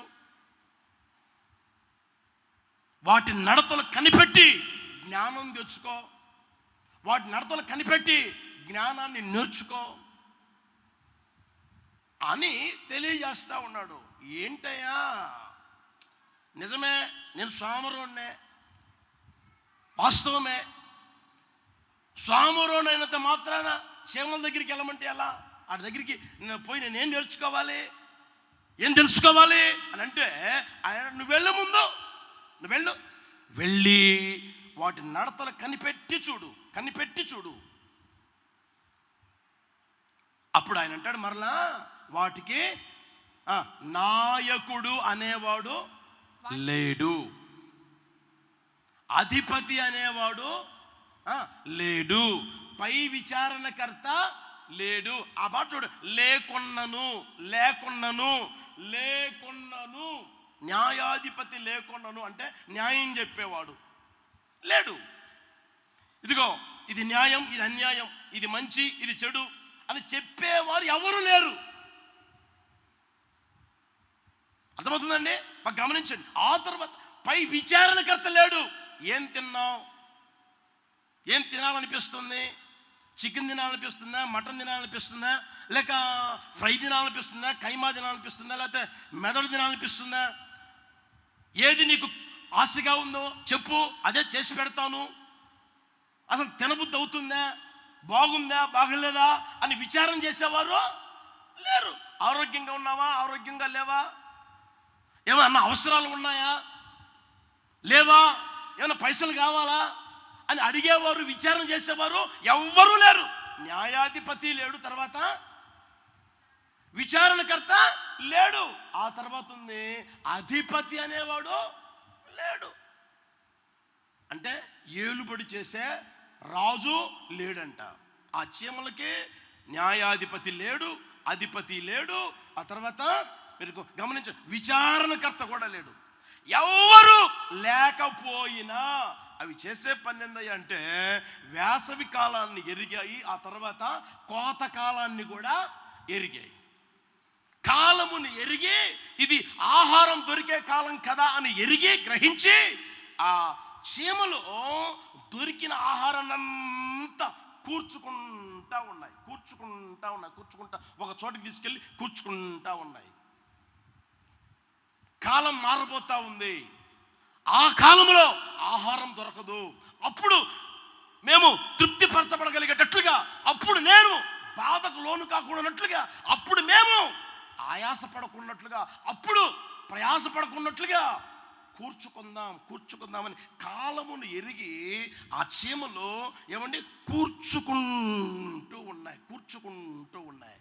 ఈ మాటలు ఉంటున్న దేవుని బిడ్డలారా, మన వ్యక్తిగత జీవితంలో మనం మొదటిగా నేర్చుకోవాల్సింది, మనం విన్నాం, దీనత్వాన్ని నేర్చుకోవడమే కాకుండా ఆ తరువాత జ్ఞానమును నువ్వు నేర్చుకోగలగాలి. ఆ చీమలు ఏమి నేర్పుతాయి అంటే కూర్చుకోవడం నేర్పుతాయి. ఈ లోకంలో నువ్వు బ్రతికే ఆ బ్రతుకుకి ఏమండి, నీకైనా నీ పిల్లలు క్షేమంగా బ్రతకాలి అని ఆశపడినా కాస్తో కోస్తో కూర్చుకోవడం మంచిదే. అవసరాలకు తగినట్లుగా కూర్చుకోవడం మంచిదే. ఏమండి, వచ్చినట్లుగా పాడు చేసుకోకుండా, వచ్చినట్లుగా నాశనం చేసుకోకుండా, అవసరాలు చిన్నవైనా పెద్దగా ఖర్చు పెట్టకుండా ఏమండి జాగ్రత్తగా జీవితం నడిపించుకోవడం మంచిదే. అయితే ప్రాముఖ్యమైన విషయం ఏం తెలిసిన, కాలం సమీపించి ఉన్నది. సాతానుగాడు ఎరిగి ఉన్నాడు, వాడికి సమయం కొంచెమే అని ఎరిగి వాడి పని వాడు చేసుకుంటా ఉన్నాడు, వాడి పని వాడు చేస్తా ఉన్నాడు. మరి మనము కాలమును ఎరిగితే మనం ఏం నేర్చుకుంటామయ్యా అంటే జ్ఞానాన్ని నేర్చుకుంటాం. అది ఏంటంటే కూర్చుకోవడం నేర్చుకుంటాం. ఎక్కడయ్యా అంటే యేసు ప్రభువు ఒక మాట చెప్పారు, చూద్దామా? మత్తయి సువార్తమానం 6వ అధ్యాయం 19వ వచనం. మత్తయి సువార్తమానం. భూమి మీద మీ కొరకు భూమి మీద మీ కొరకు ధనమును కూర్చుకొనవద్దు. ఇక్కడ చిమ్మెట తుప్పును తినివేయును. తుప్పు తినివేస్తాయి. దొంగలు కన్నము వేసి దొంగిలుతారు. పరలోకమందు మీ కొరకు ధనమును కూర్చుకొనండి. అక్కడ చిమ్మెటైనా తుప్పైనా తినివేయలేదు. తుప్పు పట్టదు, సిమ్మెట కూడా తినలేదు, దొంగలు కూడా దొంగిలించరు. అక్కడ భద్రంగా ఉంటుంది. దేవునికి మహిమ కలుగును గాక. హల్లెలూయా, హల్లెలూయా. ఈ లోకంలో నువ్వు బ్రతుకు 60 సంవత్సరాలు లేదా 70 లేదా 80, ఇంకా ప్రభు అధిక బలము ఇస్తే ఇంకాస్త బతుకుతావేమో. మహా అంటే 100 సంవత్సరాలు, ఇంకా ఎక్కువ అంటే 120 సంవత్సరాలు. 120 సంవత్సరాలకి మనుషుని ఆయుష్ కుదించడం అయినదని దేవుని వాక్యం తెలియజేస్తున్న స్పష్టమైన సత్యం. ఆ తర్వాత బ్రతికే నరుడు ఉండడు. అర్థమవుతుందా? ఈ లోకంలోనికి నువ్వు ఏమీ తీసుకురాలేదు, పోయేటప్పుడు కూడా ఏమీ. చెప్పండి, నువ్వు ఎంత బంగారం సంపాదించినా, ఎంత వెండి సంపాదించినా, ఎంత ఆస్తి సంపాదించినా, ఎంత అంతస్తు సంపాదించినా, ఎంత డబ్బు సంపాదించినా, ఎంత మణిమాణిక్యాలు సంపాదించినా, ఎంత సంపాదించినా, ఈ లోకంలో ఏమండి నువ్వు ఏమీ తేలేదు. ఈ లోకం నుంచి నువ్వు ఏమీ తీసుకుపోలేవు. నువ్వు ఈ లోకంలో కూర్చుకోకపోయినా నువ్వు వెళ్ళేసరికి పరలోకంలో కూర్చుకొందువు గాక. హల్లెలూయా. ఎక్కడ కూర్చుకోవాలంట చెప్పండి? ఏది నేర్చుకోవాలి మనం? దేన మనస్సును మనం నేర్చుకోవాలి. తర్వాత పరలోకంలో కూర్చుకోవడం మనం నేర్చుకోవాలి. ఈ రోజున చాలామందిని గమనించండి, లోకంలో కూర్చుకోవడం ప్రారంభించారు. ఎప్పుడో ప్రారంభించారు, అది ఇప్పుడు జరుగుతూనే ఉంది. కొంతమంది చూడండి, అన్నీ ఉన్నా ఏమీ లేని వాళ్ళలాగా ఉంటారు. అర్థమవుతుందండి? తినేదానికి ఉంది, కట్టుకునేదానికి ఉంది, ఉండేదానికి ఉంది, అన్నీ ఉన్నాయి, అయితే ఏమీ లేని వాళ్ళలాగా ఉంటారు. కొంతమంది చూడండి, అడుక్కు తినేవాళ్ళు గమనించారా? ఆ మధ్య మెడ్రాస్లో జరిగిన ఒక సంభవం. ఇళ్ళ మధ్యలో ఒక ఇల్లు ఉంది, గుడిసె లాంటిది. చుట్టుపక్కల ఇళ్ళు కంపు కొడుతున్నాయని చూస్తే ఆ ఇంట్లో పండు ముసలామె చనిపోయి ఉంది. చనిపోతే పోలీసులకి ఇన్ఫామ్ చేశారు, వాళ్ళు వచ్చారు. ఆ తర్వాత అంతా సోదా చేశారు, చూస్తే ఆ అమ్మని చనిపోయింది వాస్తవమే. ఆ తర్వాత ఆ ఇల్లంతా సోదా చేస్తే ఇంచుమించుగా 1,20,00,000 ఉన్నాయంట అడుక్కు తినే మనిషి దగ్గర. ఎంత? ఇల్లేమన్నా కట్టుకున్నదా? మంచి తిండి ఏమైనా తిన్నదా? ఆరోగ్యం బాగలేకపోతే ఆరోగ్యం బాగుండాలని ఏమైనా ఖర్చు పెట్టిందా? చూపించుకున్నదా? క్షేమంగా ఉందా? ఆనందంగా సంతోషంగా బ్రతకగలిగిందా అని అంటే అలాంటి మనసు రాదన్నమాట. అడుక్కు తినే వాళ్ళు చూడండి, నువ్వు ఎన్నైనా అయ్యి మరలా అడుక్కు తింటూనే ఉంటారు. వాళ్ళ స్వభావం బాధనమాట. ఇంకొంతమంది చూడండి ఎలాంటి వాళ్ళు, ఏమండి నేను చెప్పకూడదు కానీ చెప్తున్నా. ప్రభుత్వం ఇప్పుడు ఎవరు జగన్మోహన్ రెడ్డి గారు ఉన్నారు, ప్రభుత్వం ఉందే, ప్రభుత్వం 45 సంవత్సరాలకు ఏమిస్తుంది చెప్పరేమండి? మీకు తెలుసు కదా. తర్వాత ఆసరా పథకం, ఆ పథకం, ఈ పథకం అన్ని పథకాలు పెట్టారు. మంచిదే కాదనట్లే. యోగ్యులై ఉండి అవసరమై ఉండి తీసుకొని జాగ్రత్తగా ఏమైనా చేసుకోగలుగుతున్నారా? 45 సంవత్సరాలు నిండి 4 సంవత్సరాలు అయినా ఇప్పుడు ఆధార్ కార్డులు ఏం రాసుకున్నావు? లేకపోయినా ఏం చేస్తా ఉన్నావు? లేనిది ఉన్నట్లుగా, ఉన్నది లేనట్లుగా సృష్టించి ఏమండి నువ్వు ఒకవేళ సంపాదిస్తే ఆ సంపాదన నీకు ఆశీర్వాదకరంగా మారుతుందా? కొంతమంది చూడండి, ఇళ్ళ పట్టాలు ఇంతకుముందు ఇచ్చారు. ఎప్పుడు? రామారావు కాలంలో ఇచ్చారు, లేకపోతే ఇంకొకరి కాలంలో ఇచ్చారు, ఎవరి కాలంలో ఇచ్చారు. ఇచ్చిందేమో జాగ్రత్తగా ఉంచుకున్నారా? అమ్మేయడం, మళ్ళా మాకు లేదు అడుక్కు తినేవాడు బుద్ధి. అర్థం, ఎంతైనా ఇవ్వు. జాగ్రత్తగా కాపాడుకోడు, జాగ్రత్తగా ఉంచుకోడు అనమాట. బైబిల్లో ఆ మాట కూడా ఉంది. చూస్తారా దేవుని బిడ్డలారా? చూడండి, ప్రసంగి పుస్తకం 2వ అధ్యాయం 26వ వచనం చూడండి. ప్రసంగి పుస్తకం 2వ అధ్యాయం 26వ వచనం. ఏలయనగా దైవ దృష్టికి మంచివాడుగా ఉండువానికి దేవుడు జ్ఞానమును, తెలివిని, ఆనందమును అనుగ్రహించును. అయితే దైవ దృష్టికి ఇష్టుడగు వానికిచ్చుటకై ప్రయాసపడి పోగు చేయు పనిని ఆయన పాపాత్మునికి నిర్ణయించును. పోగు చేసిందంతా ఇప్పుడు ఆ ముసలాం ఉందే, పోగు చేసిందంతా ఆమె తిన్నదా లేకపోతే ఇంకొకరు తిన్నారా? ఒకసారి గుర్తెరగని దేవుని బిడ్డలారా, పోగు చేసి చేసి చేసి చేసి జాగ్రత్తగా మూటగట్టింది. ఆమె అనుభవించలేదు, ఆమె సంతానం అనుభవించలేదు. అది ఎవరి పరం అయిపోయిందో ఆలోచన చేయండి ప్రియ దేవుని బిడ్డలారా. ఇలాంటి పరిస్థితులు జరుగుతున్న ఆ రోజుల్లో జరిగాయి, ఈ రోజుల్లో కూడా జరుగుతూనే ఉన్నాయి. కనుక మీ జీవితంలో ఏమండి, రోజులు గడిచే కొద్దీ, వయసు మీద పడే కొద్దీ, అనుభవం పెరిగే కొద్దీ నువ్వు ఎలా మారిపోవాలి అంటే, నీ దినాలు సమీపిస్తూ ఉన్నాయని ఎరిగి పరలోకములో కూర్చుకొందువుగాక. హల్లెలూయా, హల్లెలూయా. యేసు ప్రభు దగ్గరికి వెళ్ళిన తర్వాత ఇక మరలా ఇక్కడికి వస్తారా? చెప్పరేమండి, వస్తారా? కుక్కగానో, నక్కగానో, లేకపోతే కాకిగానో, లేకపోతే ఇంకొక విధంగానో పుడతారా? పుట్టరు కదా. కలకాలం ఉండాల్సింది ఎక్కడా? చెప్పరేమండి, సదాకాలం ఉండాల్సింది ఎక్కడా? సదాకాలం ఎక్కడుంటాం? ప్రభుతో కూడా ఉందుము. మరి ఇక్కడ 60-80 సంవత్సరాలు బ్రతికేదానికే నువ్వు ఎంత కూర్చుకుంటున్నావు, ఎంత కూడబెట్టుకుంటూ ఉన్నావు? ఏమండి, మరి సదాకాలం ప్రభుతో కూడా ఉండేదానికి నువ్వు ఎంత కూడబెడుతున్నావు, ఎంత కూర్చుకోగలుగుతున్నావు, ఎంత అక్కడ బ్యాలెన్స్ పెట్టుకోగలుగుతున్నావు, ఎంత అక్కడ కూర్చుకొని ఉన్నావు? నువ్వు ధైర్యంగా చెప్పగలవా? నా ప్రభు దగ్గర నేను కూర్చుకుంటూ ఉన్నాను, నా ప్రభు దగ్గరికి నేను వెళ్ళినప్పుడు ఆయన దగ్గర నేను విస్తారమైన ధనాన్ని కూర్చుకొని ఉన్నాను అని చెప్పగలవా? ఆలోచన చెప్పే దేవుని బిడ్డలారా, బైబిల్లో మనందరికీ ఒక సంభవం బాగా పరిచయం. ఆ వ్యక్తి అన్నాడు, పొలము దున్ని విత్తనాలు వేసి అది పెరిగి పెద్దదైన తర్వాత ఆ పంట చూసి ఏమన్నాడంటే, విస్తారంగా పండింది, అవి కూర్చుకునేదానికి కొట్లు లేవు, అవి కూర్చుకునేదానికి గరిసెలు లేవు. అయితే అవి పగలగొట్టి పెద్దవి క్రొత్తవి కట్టి అందులో కూర్చుకుంటాను అని అనుకున్నాడో లేదో అర్జెంటుగా పగలగొట్టాడు, పెద్ద పెద్దవి కట్టేసేసాడు.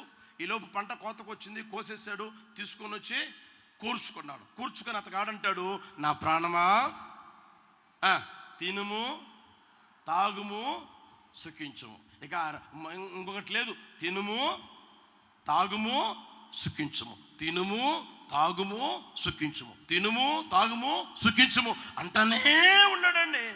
ఈలోపు స్వరం వినపడతా ఉంది, అబ్బాయి నీ టైం అయిపోయింది, వచ్చేసి ఈ రాత్రి నీ ప్రాణం అడిగితే నీవు కూర్చున్నవన్నీ, నీవు సంపాదించినవన్నీ, కూడబెట్టినవన్నీ ఎవరి పాలైపోతుంది? ప్రయాసపడి పోగు చేసిందంతా ఎవరి కోసం అంట? పాపాత్ములు తింటారంట, పుణ్యాత్ములు కాదు, పాపాత్ములు తింటారంట. అందుకని పాపాత్ముల కోసం మీరు కూడబెట్టకుండా మీకోసం మీరు పరలోకంలో కూర్చుకొందురుగాక. హల్లెలూయా. ఇది నువ్వు నేర్చుకోవాలి. ఒకవేళ ఇప్పటికే ఆ అనుభవాన్ని పొందుకొని ఉన్నావా, ఇంకొంచెం ఎక్కువగా చేయుదువుగాక. హల్లెలూయా.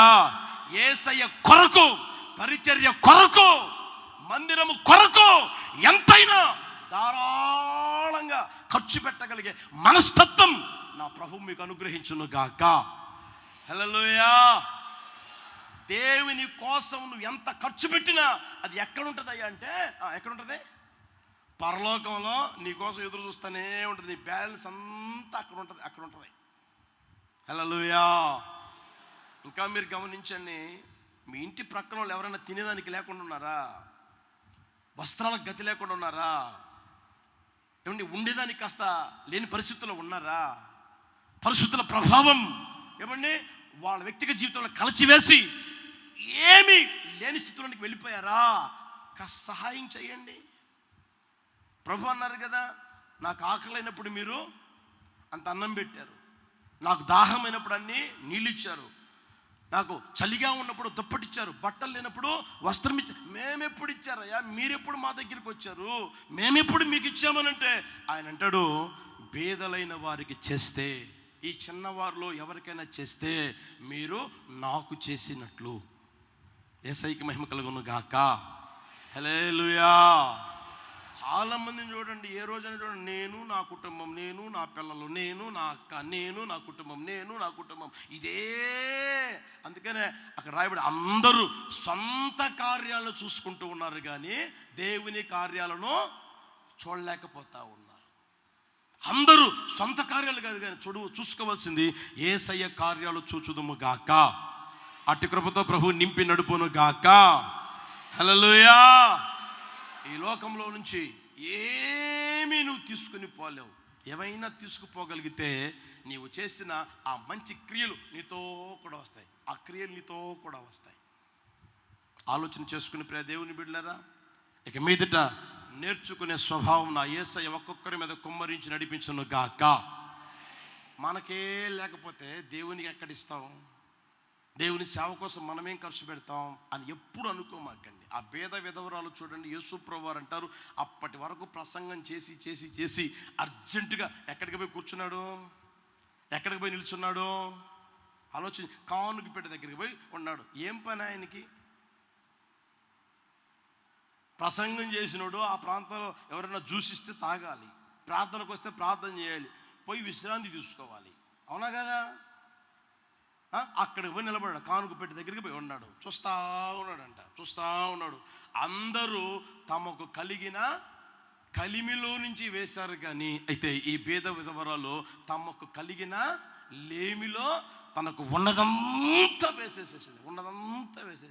తన జీవనానికి సంబంధించిన అంతయు వేసిన దేవుని వాక్యం తెలియచేస్తూ ఉంది. ప్రియ దేవుని బిడ్డలారా, ఈ మాటలు వింటుండగా మీ వ్యక్తిగత జీవితాలలో పరలోకములో కూర్చుకొనగలిగే ఆ మనస్తత్వం చేత నింపబడి నడిపించబడిన ఒక ఆశతో ఈ అనుభవాన్ని నేర్చుకొని ముందుకు నడిపించబడుదురుగాక.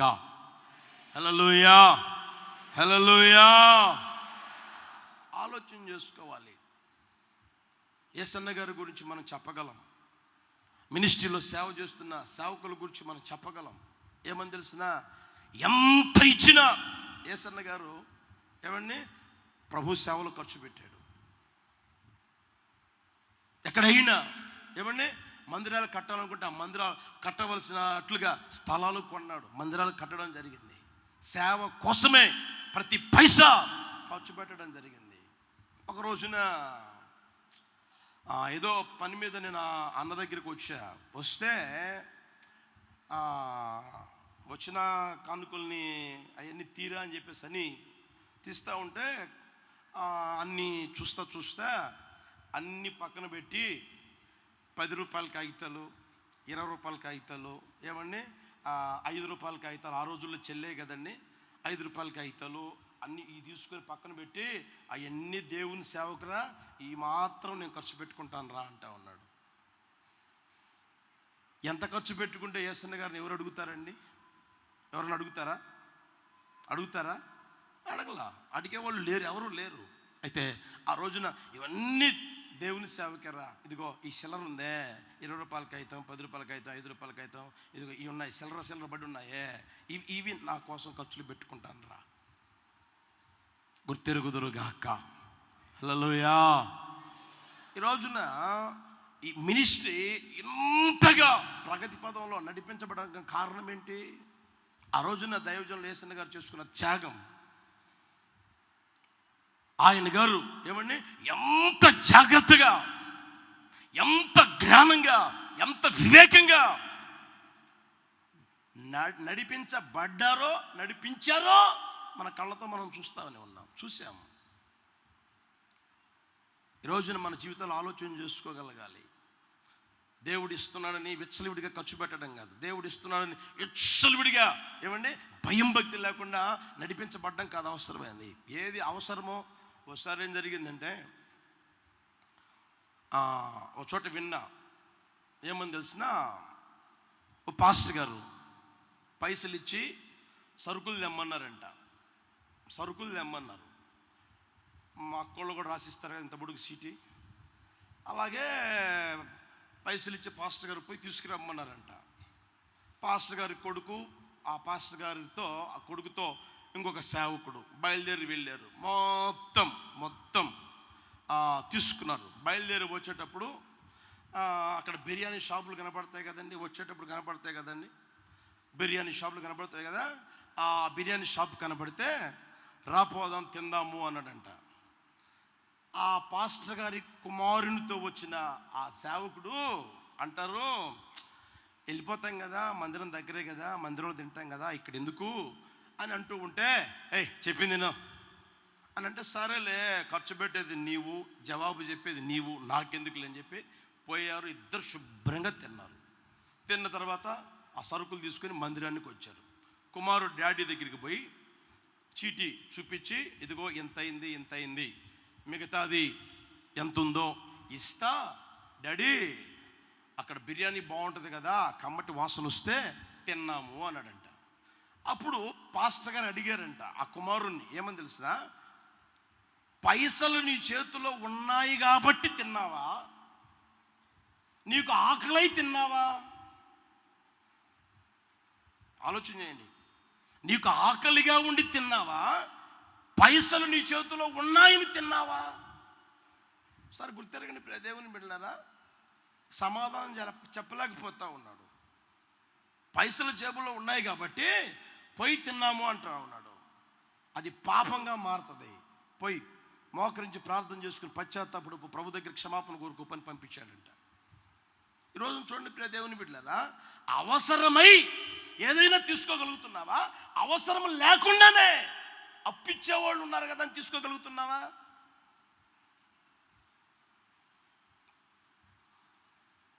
గుర్తెరగండి.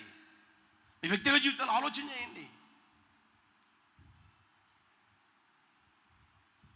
దేవుడు నీకు ఇచ్చిన ప్రతిదీ బైబిల్లో ఉంది కదా, ప్రతిదానికి లెక్క అప్ప చెప్పవలెను అని రాయబడింది. నీ చేతుల్లో పెట్టేది ఎందుకయ్యానంటే, ఏమండి, నీకు ఉద్యోగం ఇచ్చింది ఎందుకంటే, నీకు వ్యాపారం ఇచ్చింది ఎందుకంటే, ఆశీర్వదించు ప్రభువా అని అడిగితే ఆశీర్వదించింది ఎందుకంటే, ప్రభువా నన్ను ఇంకా నువ్వు విస్తరింపచేయి, ఇక్కడ ఒక షాప్, అక్కడ ఒక షాప్, అక్కడొకటి కావాలి అంటే ఇస్తానే ఉన్నాడు. ఎందుకు తెలుసునా? నువ్వు దేవుని సేవలో ఖర్చు పెడతావని, ఆయన కోసం నువ్వు ఖర్చు పెడతావని, పరలోకంలో ధనం కూర్చుకుంటావని, నీ ఇష్టం వచ్చేట్టుగా ప్రవర్తిస్తావని కాదు, నీకు ఇష్టం వచ్చేట్టుగా నడిపించబడతావని కూడా ఆయన ఆశపడలేదు. అడిగినప్పుడంతా ప్రభు నీకు ఇస్తూనే ఉన్నాడు. అక్కడ కూర్చుకుంటావని అట్టి కృపతో ప్రభు నింపి నడుపును గాక. ఈ మాటలు ఒక్కొక్కరి జీవితంలో నిశ్చయముగా ఫలింపచేయును గాక. ఒక చిన్న మాట చెప్పి ముగిస్తాను చూడండి. తిమోతి మొదటి పత్రిక 5వ అధ్యాయం 4వ వచనం. అయితే తిమోతి మొదటి పత్రిక 5వ అధ్యాయం 4వ వచనం. అయితే ఏ విధవరాలికైనను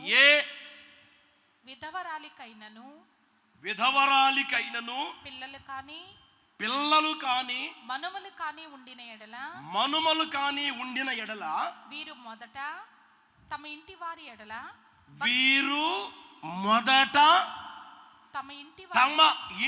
వారి ఎడల భక్తి కనపరుచుటకును తమ తల్లిదండ్రులకు ప్రత్యుపకారము చేయుట నేర్చుకొనవలెను. యేసయ్యకి మహిమ కలుగును గాక. ఇది దేవునికి అనుకూలమునై ఉన్నది అని రాయబడింది.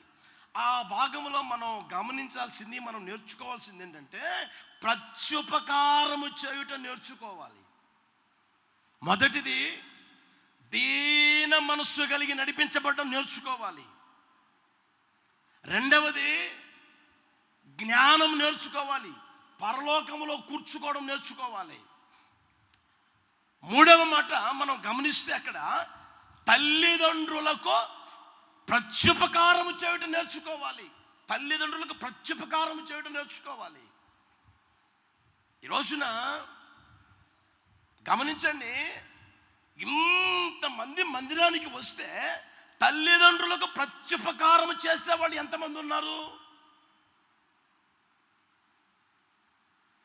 తల్లిదండ్రుల్ని పట్టించుకొని, తల్లిదండ్రుల్ని విచారిస్తూ, తల్లిదండ్రుల కొరకు ఏమండి సమయం కేటాయిస్తూ, తల్లిదండ్రులని జాగ్రత్తగా చూసుకొనగలిగిన వ్యక్తులు ఎంతమంది ఉన్నారు? మందిరంలో అంతా ఇంచుమించుగా యేసు ప్రభు ఇచ్చిన ఏమండి రక్షణ పొందుకొని, విశ్వాసం చేత నింపబడి, బాప్తిసం పొంది, పరిశుద్ధాత్మ అనుభవాలు నడిపించబడుతున్న వారమే కదా. ఒకవేళ ఈరోజే క్రొత్తగా దేవుని మందిరంలో అడుగుపెట్టిన వాడవా, నీ పరిస్థితి ఏంటి? ప్రత్యుపకారం చేయడం నువ్వు నేర్చుకోగలుగుతున్నావా? ఆ మాట చూడండి, తల్లిదండ్రులకు ప్రత్యుపకారం చేయుట నీవు నేర్చుకొనవలెను. తల్లిదండ్రులకు ప్రత్యుపకారం చేయుట. బైబిల్లో ఒక మాట చూద్దామా? చూడండి, ద్వితీయోపదేశకాండం 5వ అధ్యాయం 16వ వచనం. నీ దేవుడైన యెహోవా నీకు అనుగ్రహించు దేశములో నీవు ఆ దీర్ఘాయుష్మంతుడవై ఉండునట్లు, నీకు క్షేమమగునట్లు నీ దేవుడైన యెహోవా నీకు ఆజ్ఞాపించులాగున నీ తండ్రిని నీ తల్లిని సన్మానించుము. నీ తల్లిని నీ తండ్రిని నువ్వేం చేయాలి అంటే సన్మానించగలగాలి, గౌరవించగలగాలి, ఘనపరచగలగాలి.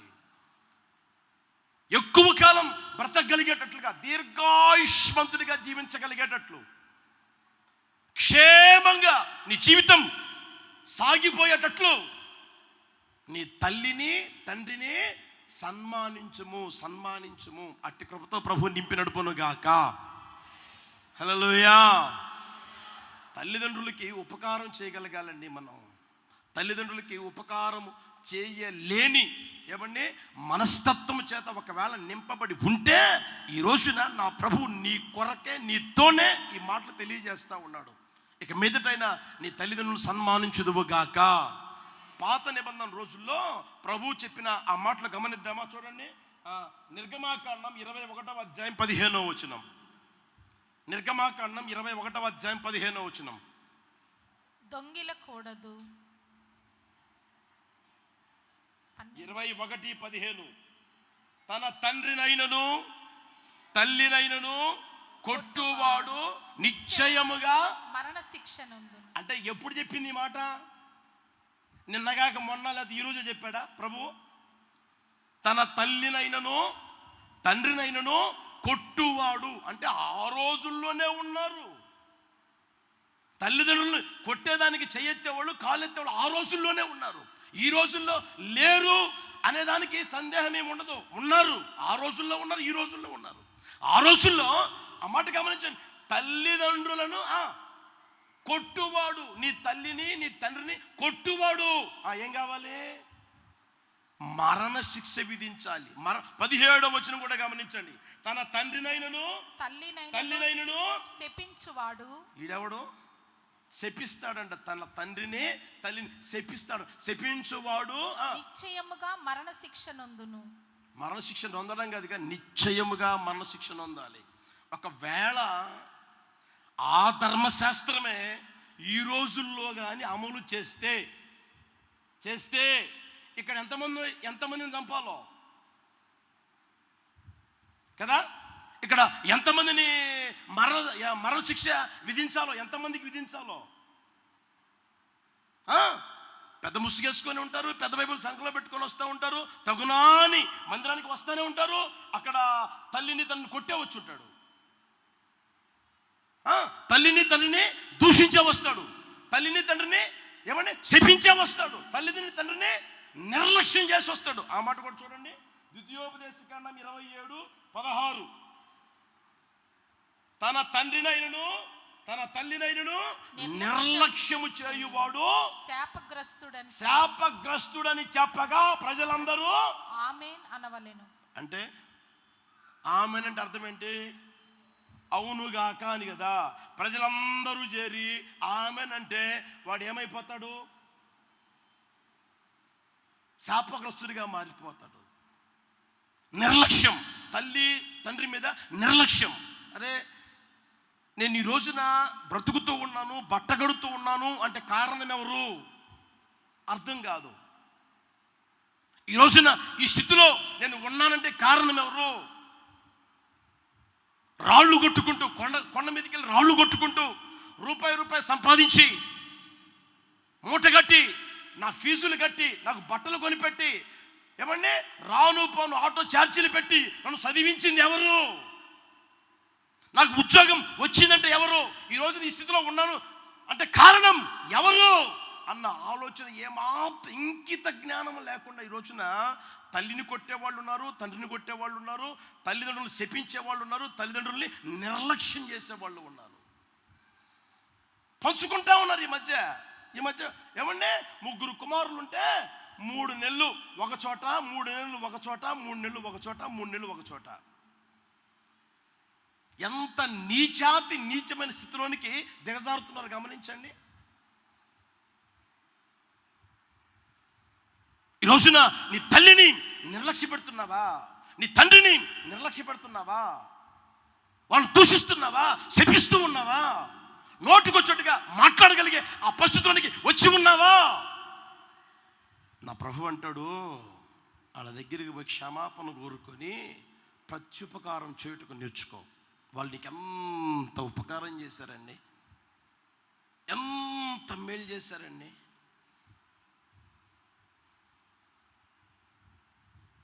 గర్భమును పడింది మొదలుకొని 9 నెలలు మోసి ప్రయాసపడి ప్రసవ వేదన పడి నిన్ను కంటే కన్నప్పటి నుంచి కాలు కూడా కింద పెట్టనీయకుండా అల్లారు ముద్దుగా పెంచితే నా కుమారుడు నా కుమార్తె నాకు వలే కష్టపడకూడదు, నాకు వలే ఏమండి ఈ పాసి పని చేయకూడదు, నాకు వలే ఈ కూలి పని చేయకూడదు, నా వలే ఇలా బ్రతకూడదు అని ఎన్నో ఆశలు పెట్టుకొని, ఎన్నో ఆశయాలు పెట్టుకొని, ఎన్నో ఆకాంక్షలతో ఏమండి ఎంత జాగ్రత్తగా వాళ్ళు తినకపోయినా ఏమండి ఎండకి ఎండి కృషించిపోయి నిన్ను చదివించి ఒక ప్రయోజకుడిగా మారిస్తే ఈ రోజున నీ కళ్ళకు కనిపించరా? ఈ రోజున నీ స్థితి ఎలా వచ్చిందో ఆలోచన చేసుకోగలుగుతున్నావా? ఈ రోజున ఈ స్థితి ఏమండి ఈ రోజున నీ చేతుల్లో పైసలు ఎలా ఉండగలుగుతున్నాయో గుర్తిరగలుగుతూ ఉన్నావా? దానికి మూలం ఎవరో గ్రహించగలుగుతూ ఉన్నావా? అందుకని దేవుని వాక్యం తెలియజేస్తున్న సత్యం ఏంటయ్యా అంటే, నీ తల్లిదండ్రులకు ముందు ప్రత్యుపకారం చేయడం నేర్చుకో. తల్లిదండ్రులకు ముందు ప్రత్యుపకారం చేయి. ఇక్కడికి వచ్చి భక్తుల్లాగా నటించమాక, ఇక్కడికి వచ్చి ఏమండి పరిశుద్ధుల్లాగా బిల్డప్ కొట్టమాక.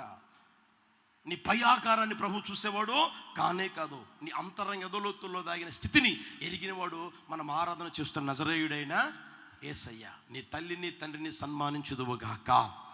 హల్లెలూయా. నీ తల్లిదండ్రుల్ని విచారించుదువుగాక, నీ తల్లిదండ్రుల్ని పట్టించుకుందువుగాక. నీలో నిర్లక్ష్య స్వభావం ఉండకూడదు తల్లి మీద తండ్రి మీద.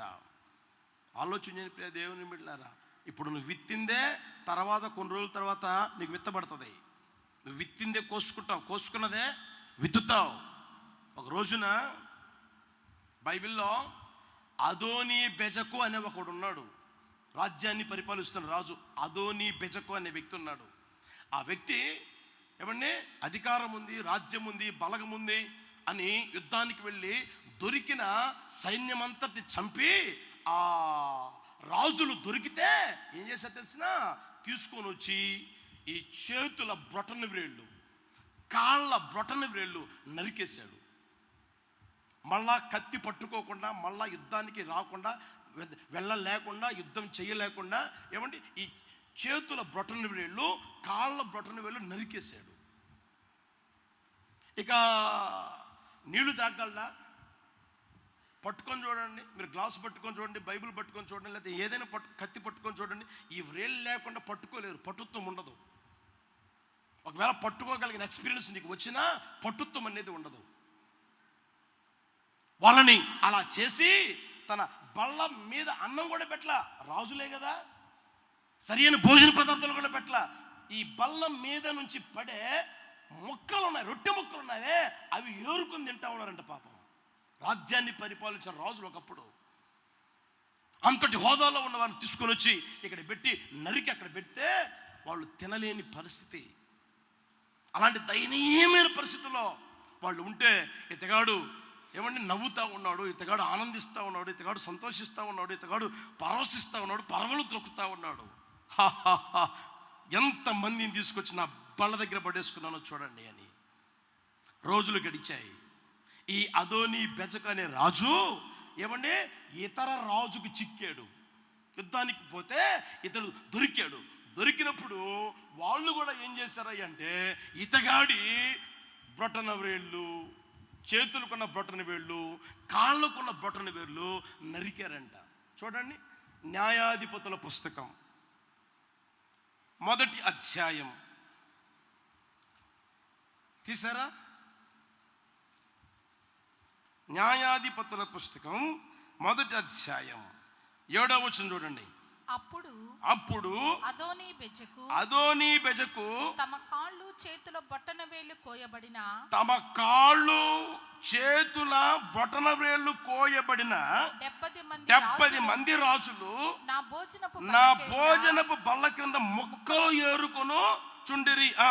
నేను చేసినట్లే దేవుడు నాకు ప్రతిఫలం ఇచ్చిన. వేరేది ఏమి ఇవ్వడు ఆయన. నేను చేసినట్లే దేవుడు నాకు ప్రతిఫలం ఇచ్చాడు. నేను చేసినట్లే.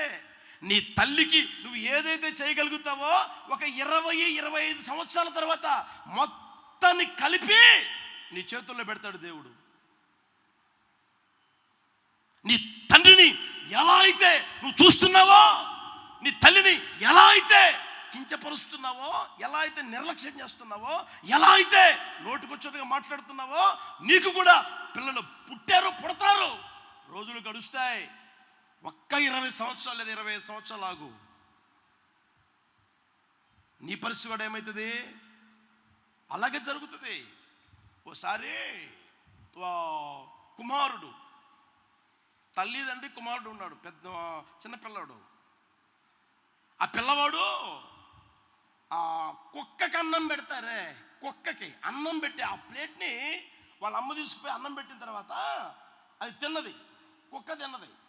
అది తీసుకొని వచ్చి బీరువాలో పెడుతున్నాడు, కడిగి జాగ్రత్తగా పెడుతున్నాడు. కుమారుడు బీరువాలో పెడుతున్నాడు. వాళ్ళ డాడీ అంటాడు, ఏయ్ ఏంట్రా కుక్కకి అన్నం పెట్టే ప్లేట్ తీసుకొచ్చి కడిగి జాగ్రత్తగా పెడుతున్నావు అని అంటే, డాడీ డ్యూటీకి నువ్వు వెళ్ళిపోతా ఉన్నావు, ఆ ప్లేట్లోనే మమ్మీ ఏం చేస్తుందో తెలిసిన, మీ నాన్నకి పెడతా ఉంది, మీ నాన్నకి పెడతా ఉంది. అది జాగ్రత్తగా నేను చూసా. ఇప్పుడు నేనేం చేయాలి? అది జాగ్రత్తగా పెట్టి మా నాన్నకి నేను పెట్టాలి కదా. మా నాన్న ఎవరు? నువ్వే కదా, జాగ్రత్తగా నీకు పెట్టాలి కదా అంటా ఉన్నాడు వాడు. ఒకసారి గుర్తెరగండి దేవుని పెట్టారా, ఈ రోజున తల్లిదండ్రులు నువ్వు ఎంతగా ఘనపరుస్తావో, ఎంత జాగ్రత్తగా చూసుకోగలుగుతావో, ఎంత వారి కోసం ఏమన్నా సంతోషంగా ఉండగలిగేటట్లుగా చేయగలుగుతావో, అంతకంటే ఎక్కువగా నీ పిల్లలు నీకు చేయగలిగేటట్లుగా యేసయ్య చేయును గాక. హల్లెలూయా, హల్లెలూయా. ఈ రోజున ఏమండి ముసలోళ్ళు అయిపోయారు, నువ్వు అలాగే ఉంటావా? అలాగే ఉంటావా? యేసన్న గారు అంటారు కదా, వయసులో ఉన్నప్పుడు పంది పిల్ల కూడా చాలా అందంగా కనిపిస్తుందంట. ఇప్పుడు అందగత్తివే, అందంగా ఉన్నావు, వయసు మీద పడుతుంది, రోజులు అలాగే ఉండవు, రోజులు మారుతాయి. ఆ తర్వాత నీ అందము పోతుంది, నీ చందము పోతుంది. ఏమండి నువ్వు ఏదైతే జాగ్రత్తగా ఉంచుకున్నావు అవన్నీ పోతాయి. ఒక రోజున నువ్వు కూడా వృద్ధాప్యంలోకి వస్తావు. ఆ వృద్ధాప్యం నిన్ను కూడా పలకరిస్తుంది. పలకరించినప్పుడు నీ పిల్లలు జాగ్రత్తగా చూసుకోవాలి అని అనుకుంటే నువ్వేం చేయాలి అంటే, ఇప్పుడు నీ తల్లిని తండ్రిని నీవు సన్మానించుదువుగాక. హల్లెలూయా. నీ తల్లిని తండ్రిని నువ్వు ఏమాత్రం దూషించొద్దు. ఒకవేళ గమనించిన ప్రియ దేవుని బిడ్డలారా, అదే ధర్మశాస్త్రం ఇప్పుడు కానీ అమలు చేస్తే ఎంతమందిని చంపాలో ఆలోచన చేయండి. చెప్పాను కదా మీకు ముందుగానే, ఎంతమందిని ఏమండి మరణశిక్ష విధించాలో గుర్తెరగండి. మనసు మార్చుకుందురుగాక. హల్లెలూయా. యేసు ప్రభుని ఆరాధిస్తూ ఉన్న మనం యేసయ్య చెప్పిన ఆ మాట మనఃపూర్వకంగా ఏమండి మనస్సు పెట్టి వినగలిగినప్పుడు ఇది ఇక మీదట చేయుదురుగాక. హల్లెలూయా. నీవు కూడా తల్లిగా తండ్రిగా మారుతావు. దాన్ని గుర్తుపెట్టుకో. ఈ రోజున అత్తామామలు ఎలా చూసుకోగలుగుతూ ఉన్నావు? మామూలుగా అంటారు కదండి, అత్త కూడా ఒకింటి చెప్పండి కోడలే కదా, అత్త కూడా ఒకింటి కోడలే కదా. అత్త ఎప్పుడయింది? ఇంటికి వచ్చిన తర్వాత కోడలుగా ఉంది, ఆ తర్వాత అత్త అయింది, అంతే కదండి. ఇప్పుడు నీవు ఎంత జాగ్రత్తగా చూసుకుంటావో మీ అత్తమ్మని నీకు వచ్చే కోడల పిల్ల కూడా అంతకంటే జాగ్రత్తగా చూసుకుంటుంది. నీవు ఎంతైతే నీచంగా చూసుకుంటావో నీకు వచ్చేది కూడా అలాగే ఉంటుంది. కొంచెం జాగ్రత్త. పెద్దవాళ్ళు కూడా చాలా జాగ్రత్తగా ఆలోచన చేసుకోగలగాలి. హల్లెలూయా. హల్లెలూయా. మనం నేర్చుకోగలగాలి. దేన మనసును నేర్చుకుందుము గాక, జ్ఞానము నేర్చుకుందుము గాక. ప్రత్యుపకారము చేయుట, తల్లిదండ్రులకి ప్రత్యుపకారము చేయుట మనం నేర్చుకుందుము గాక. ఇంకొక మాట ఊరికి చదివించి ముగిస్తాను చూడండి. మత్తయి సువార్తమానం 24:32. అంజూరపు చెట్టును చూచి ఒక ఉపమానము నేర్చుకొనుడి. అంజూరపు కొమ్మ లేతదై చిగురించినప్పుడు వసంతకాలము ఇంకా సమీపముగా ఉన్నదని మీకు తెలియను. ఆ ప్రకారమే మీరు ఈ సంగతులన్నీ జరుగుట చూచినప్పుడు ఆయన సమీపమున ఉన్నాడని, ద్వారము దగ్గరనే ఉన్నాడని. హల్లెలూయా. యేసయ్య త్వరగా రాబోతూ ఉన్నాడు. మనం పాటలు పాడుతూ ఉన్నాం, మనం ఆయన గణపరుస్తూ ఉన్నాం, ఆరాధిస్తూ ఉన్నాం. అప్పుడప్పుడు ప్రార్థన కూడా చేస్తూ ఉంటాం. ప్రభువా ఇవన్నీ జరుగుతున్నాయ్యా, త్వరగా వచ్చే ప్రభువా, త్వరగా వచ్చే ప్రభువా, మరణాత మరణాత అని అనేవాళ్ళు ఉన్నారు. ప్రభువా త్వరగా రండయ్యా అని అనేవాళ్ళు కూడా ఉన్నారు. ఆయన వచ్చినప్పుడు మన జీవితం ఎలా ఉండాలయ్యా అంటే పరిశుద్ధమైన జీవితముగా ఉండునుగాక. హల్లెలూయా. ఆ మాట కూడా చూపిస్తాను చూడండి. పేతురు 2వ పత్రిక 3వ అధ్యాయం 10వ వచనం నుంచి గమనించండి. పేతురు 2వ పత్రిక 3వ అధ్యాయం 10వ వచనం నుంచి. అయితే ప్రభువు దినము దొంగ వచ్చినట్లు వచ్చును. ఆ దినమున ఆకాశములు మహాధ్వనితో గతించిపోవును, పంచభూతములు మిక్కటమైన వేండ్రంతో లయమైపోవును, భూమియు దాని మీదనున్న కృత్యములను కాలిపోవును. ఇవన్నీ ఇట్లు లయమైపోవును గనుక ఆకాశములు రవులుకొని లయమైపోవునట్టు పంచభూతములు మహావేంద్రముతో కరిగిపోవునట్టు దేవుని దినపు రాకడ కొరకు కనిపెట్టుచు దానిని ఆశతో అపేక్షించుచు మీరు పరిశుద్ధమైన ప్రవర్తన గలవారై భక్తితోను ఎంతో జాగ్రత్తగా ఉండాలి. ఎంతో జాగ్రత్తగా ఉండాలి. పరిశుద్ధమైన ప్రవర్తనని కాపాడుకునే దానికి నువ్వు నేర్చుకోగలగాలి. అది నేర్చుకోవాలి, కాపాడుకోవడం నేర్చుకోవాలి.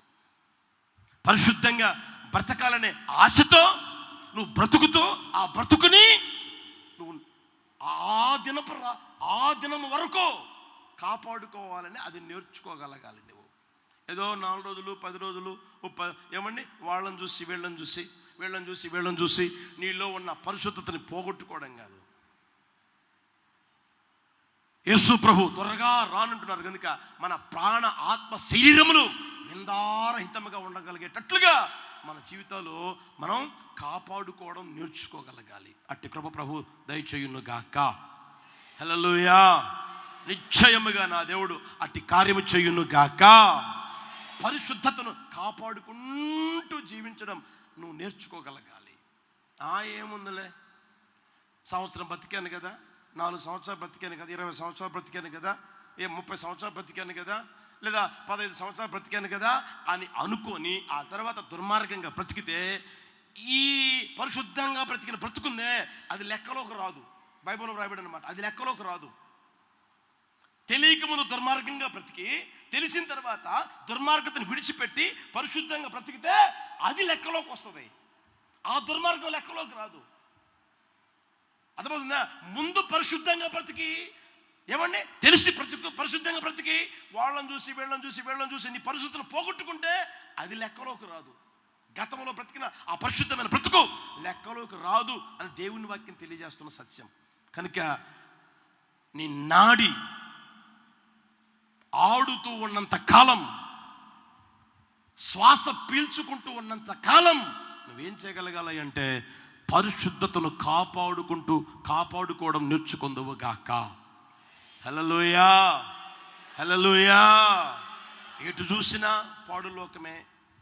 పరిశుద్ధంగా బ్రతకాలన్నా బ్రతకనీయని పరిస్థితులు కనిపిస్తూ ఉంటాయి. ఒకరి తప్పు అనేది కదా నేను చెప్పేది, వాళ్ళల్లో ఉంటారు, వీళ్ళల్లో ఉంటారు. పరిశుద్ధంగా బ్రతకాలన్నా బ్రతకనీయని పరిస్థితులు ఈరోజు మనం కళ్ళతో చూస్తూ ఉన్నాం. యోసేపు చూడండి ప్రియ దేవుని బిడ్డలారా, ఆయన పరిశుద్ధంగా బ్రతుకుతూ ఉంటే బ్రతకనీయకూడదు అని కంకణం కట్టుకున్నది ఆ మనిషి. అయినా సరే పరిశుద్ధతను కాపాడుకున్నాడు ఆయన. హల్లెలూయా. పాత నిబంధన పరిశుద్ధుడే అంత పరిశుద్ధతను కాపాడుకోగలిగినప్పుడు కొత్త నిబంధనకు సంబంధించిన మనం, యేసయ్య రక్తం చేత కడగబడిన మనం, ఏమండి యేసయ్య రక్తం చేత విలువ పెట్టి కొనబడిన మనం, మంచి మనస్సాక్షిని ఆయన ద్వారా పొందుకున్న మనం, పరిశుద్ధాత్మ చేత నింపబడి బ్రతుకుతూ ఉన్న మనం, ఆ పరిశుద్ధాత్ముడు అనుగ్రహించే ఆ పరిశుద్ధతతో పరిశుద్ధాత్మ వలనే కాపాడుకుంటూ మనం నడిపించబడగలిగే స్థితిలోనికి రాగలగాలి.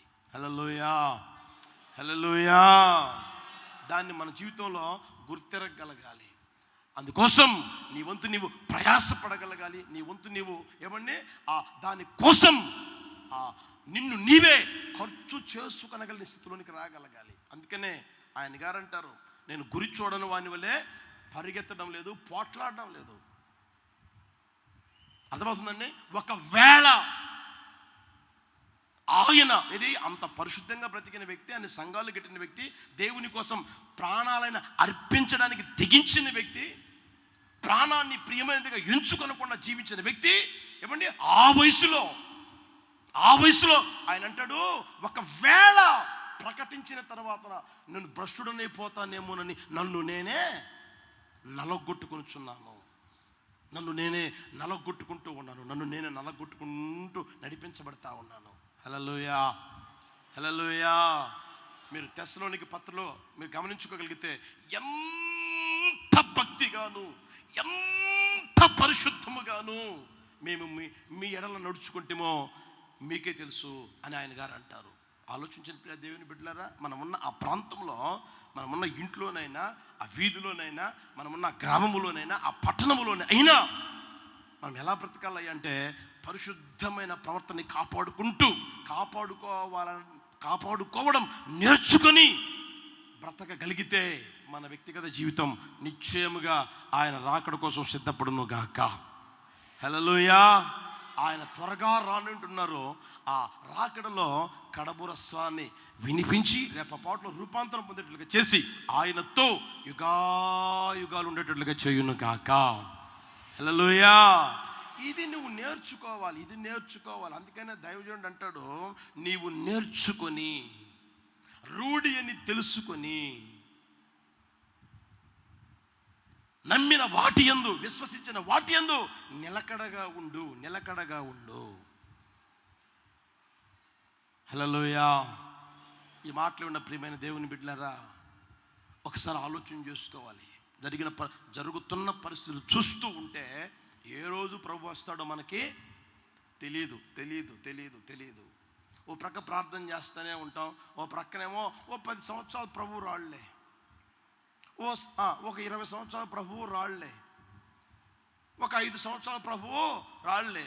ఏమకేదో చూపించినట్టుగా, ఏమకేదో చెప్పినట్టుగా వీళ్ళు కొంతమంది చెప్తా ఉంటారు. ఓ ప్రక్క ప్రభు వస్తాడు అంటూనే ఉంటారా, ఓ ప్రక్క మళ్ళా మాట్లాడుతూనే ఉంటారు. అలాంటి పరిస్థితుల్లో పొరపాటును కూడా నీవు ఉండకుండా ఏ రోజు ప్రభు వచ్చినా నీవు ఆయన స్వరవిని రెప్పపాట్లు రూపాంతరం పొందగలిగేటట్లుగా నీ ప్రాణాత్మ శరీరాలు సంపూర్ణంగా పరిశుద్ధపరచబడగలిగిన అనుభవం నీవు పొందుకొని అది కాపాడుకోవడం నేర్చుకొని నడిపించబడగలగాలి. అటు కృపతో ప్రభు నింపి నడుపును గాక. అందరూ లేచినప్పుడు ప్రార్థన చేసుకుందాం. ప్రేమ స్వరూపుడమైన యేసయ్య, నీ పరిశుద్ధమైన ఉన్నతమైన పాదాలకు స్తోత్రాలు వందనాలు చెల్లిస్తూ ఉన్నాను. ఎదిగో నా తండ్రి, మీ సన్నిధిని ప్రేమించి వచ్చిన ప్రియబిడ్డలతో మీరు మాట్లాడిన ప్రతి మాటను బట్టి మీకు స్తోత్రాలు చెల్లిస్తూ ఉన్నాను. ప్రతికూలమైన పరిస్థితుల్లో మీ బిడ్డలు ఏలవేసి తీసుకుని వచ్చారు. వచ్చిన ప్రతి ఒక్కరితో మీరు మాట్లాడారు. నిశ్చయముగా ప్రభువా, ఆ మాటలు ఒక్కొక్కరి గుండెల్లో నీరు కట్టి ఫలింప చెయ్యమని మనసారా కోరుకుంటూ ఉన్నాను. యేసయ్యా, మీరు ఏదైతే చెప్పమన్నారో, ఏ మాటలైతే నా నోట పెట్టారో, ఏ మాటలైతే నా నోట ఉంచారో అవే మీ బిడ్డలకు తెలియజేసి ఉండగా నా తండ్రి, మీ బిడ్డలు విని ఉండగా నేర్చుకొని నడిపించబడగలిగేటట్లుగా ఒక్కొక్కరికి ఇప్పుడే యేసు నామములో కృప వెంబడి కృపతో నింపి నడపమని అడుగుచున్నాను తండ్రి. నీకు స్తోత్రము స్తోత్రము స్తోత్రము నాయన. అయ్యా, నిలకడగా ఉండగలగాలని కోరుకున్నారు ప్రభువా. అయ్యా, నిలకడగలిగిన జీవితం చేయాలంటే నేర్చుకోవాలని అయ్యా మీరు తెలియజేశారు. నేర్చుకోవాలి అనుకుంటే వినాలి అని తెలియజేశారు. అందుకు స్తోత్రం. ఒక్కొక్కరు ప్రభువా మనస్ఫూర్తిగా విన్నారు నాయన. ఒక్కొక్కరు ప్రభువా మనసు పెట్టి ఆలకించారు నాయన. మనసు పెట్టి ఆలకించిన ప్రతి మాటని వారు నేర్చుకొనగలిగేటట్లుగా మీరు సహాయం చేయండి నాయన. నేర్చుకుని ప్రభువా నిలకడగా ఉండగలిగేట్లుగా కృపచేత నింపండి. నిలకడగలిగిన జీవితం అనుగ్రహించి బహుగా ఫలించేటట్లుగా ఫలభరితమైన జీవితం ఒక్కొక్కరికి మీరు దయచేయండి ప్రభువా. నిశ్చయముగా నా తండ్రి, ఆశీర్వాదకరమైన జీవితం ఒక్కొక్కరికి మీరు అనుగ్రహించమని అడుగుచున్నాను ప్రభువా. దీవెనకరమైన జీవితం ఒక్కొక్కరికి మీరు ఇప్పుడే దయచేయుదురుగాక, దయచేయుదురుగాక, దయచేయుదురుగాక. దీనత్వాన్ని నేర్చుకొనగలిగేటట్లుగా సహాయం చేయండి ప్రభువా. ఒక్కొక్కరు నాయన దీన మనసు కలిగి నడిపించబడేటట్లుగా మీరు కృపను అనుగ్రహించండి నాయన. నా తండ్రి, పరలోకములో కూర్చుకొనగలిగే ఆ స్వభావం ఒక్కొక్కరికి మీరు దయచేయండి నాయన. అది నేర్చుకొనగలిగేట్లు మీరు సహాయం చేయమని అడుగుచాను తండ్రి. నీకు స్తోత్రం. తల్లిదండ్రులకు ప్రభువా ప్రత్యుపకారము చేయుట ప్రభువా నేర్చుకొనగలిగేట్లు సహాయం చేయమని అడుగుచాను తండ్రి. నీకు స్తోత్రం. మీ రాకడ అతి సమీపముగా ఉంటూ ఉండగా పరిశుద్ధత కలిగి జీవించడం, దాన్ని కాపాడుకోవడం నేర్చుకొనగలిగేటట్లుగా సహాయం చేసి నడిపించమని అడుగుచున్నాము. ఈ మాటలు ఒక్కొక్కరి గుండెలో నీరుకట్టి ఫలింపజేసి మీ నామానికి మహిమకరంగా జీవించగలిగే సహాయం చేయమని కృపచేత నింపి నడపమని అడుగుచున్నాము. ఇదిగో నా తండ్రి, ఒక్కొక్కరిని మీ చేతుల్లో సమర్పిస్తూ ఉన్నాను. యేసు నామములో ఆశీర్వదించుదురుగాక, యేసు నామములో దీవించుదురుగాక, యేసు నామములో ఫలభరితులుగా మార్చుదురుగాక, యేసు నామములో ఒక్కొక్కరు ఆశీర్వాదకరంగా ఉండగలిగేటట్లుగా మీరు సహాయం చేయుదురుగాక. మీ ముఖకాంతిని ప్రకాశింపచేసి ఒక్కొక్కరిని కరుణించి ప్రభా నేర్చుకొనగలిగే కృపచేత నింపమని అడుగుచాను. మీ బిడ్డలు బయలుదేరి వెళ్తున్న మార్గం అంతటిలో మీరు తోడు నడిపించండి ప్రభా. అయా కృపాక్షేమాలు దయచేయమని అడుగుచాను తండ్రి. మీకు స్తోత్రం. ఎవరు ఏ సమస్యతో అడుగు పెట్టారో, ఏ బాధతో అడుగు పెట్టారో, యేసు నామములో ఒక్కొక్కరి బాధల్లో నుంచి ఇప్పుడే విడిపించమని అడుగుచున్నాను. విడుదల కలుగునుగాక, విడుదల కలుగునుగాక. స్వస్థత అవసరమైన వారికి స్వస్థత కలుగునుగాక, స్వస్థత కలుగునుగాక. ఒక్కొక్కరి అవసరతలన్నీ మీరు తీర్చి నేర్చుకోవలసినవి నేర్చుకొనగలిగే కృపచేత నింపి నడపమని ఈ ఆరాధన అంతటినీ ఆది అంతం మీరు తోడై ఆశీర్వాదకరంగా దీవెనకరంగా జరిగిన స్తోత్రాలు చెల్లిస్తూ నజరేయుడు అని యేసు నామం పేరట అడిగి వేడుకొనుచున్నాము తండ్రి. ఆమేన్. మన ప్రభు అయిన యేసుక్రీస్తు కృప, తండ్రి అయిన దేవుని ప్రేమ, పరిశుద్ధాత్మని అన్యోన్య సహవాసము సన్నిధి ఇప్పుడు ఎల్లప్పుడూ సదాకాలం మనకును సకల పరిశుద్ధులకును తోడై నడిపించును గాక. ఆమేన్. హల్లెలూయా, హల్లెలూయా, హల్లెలూయా.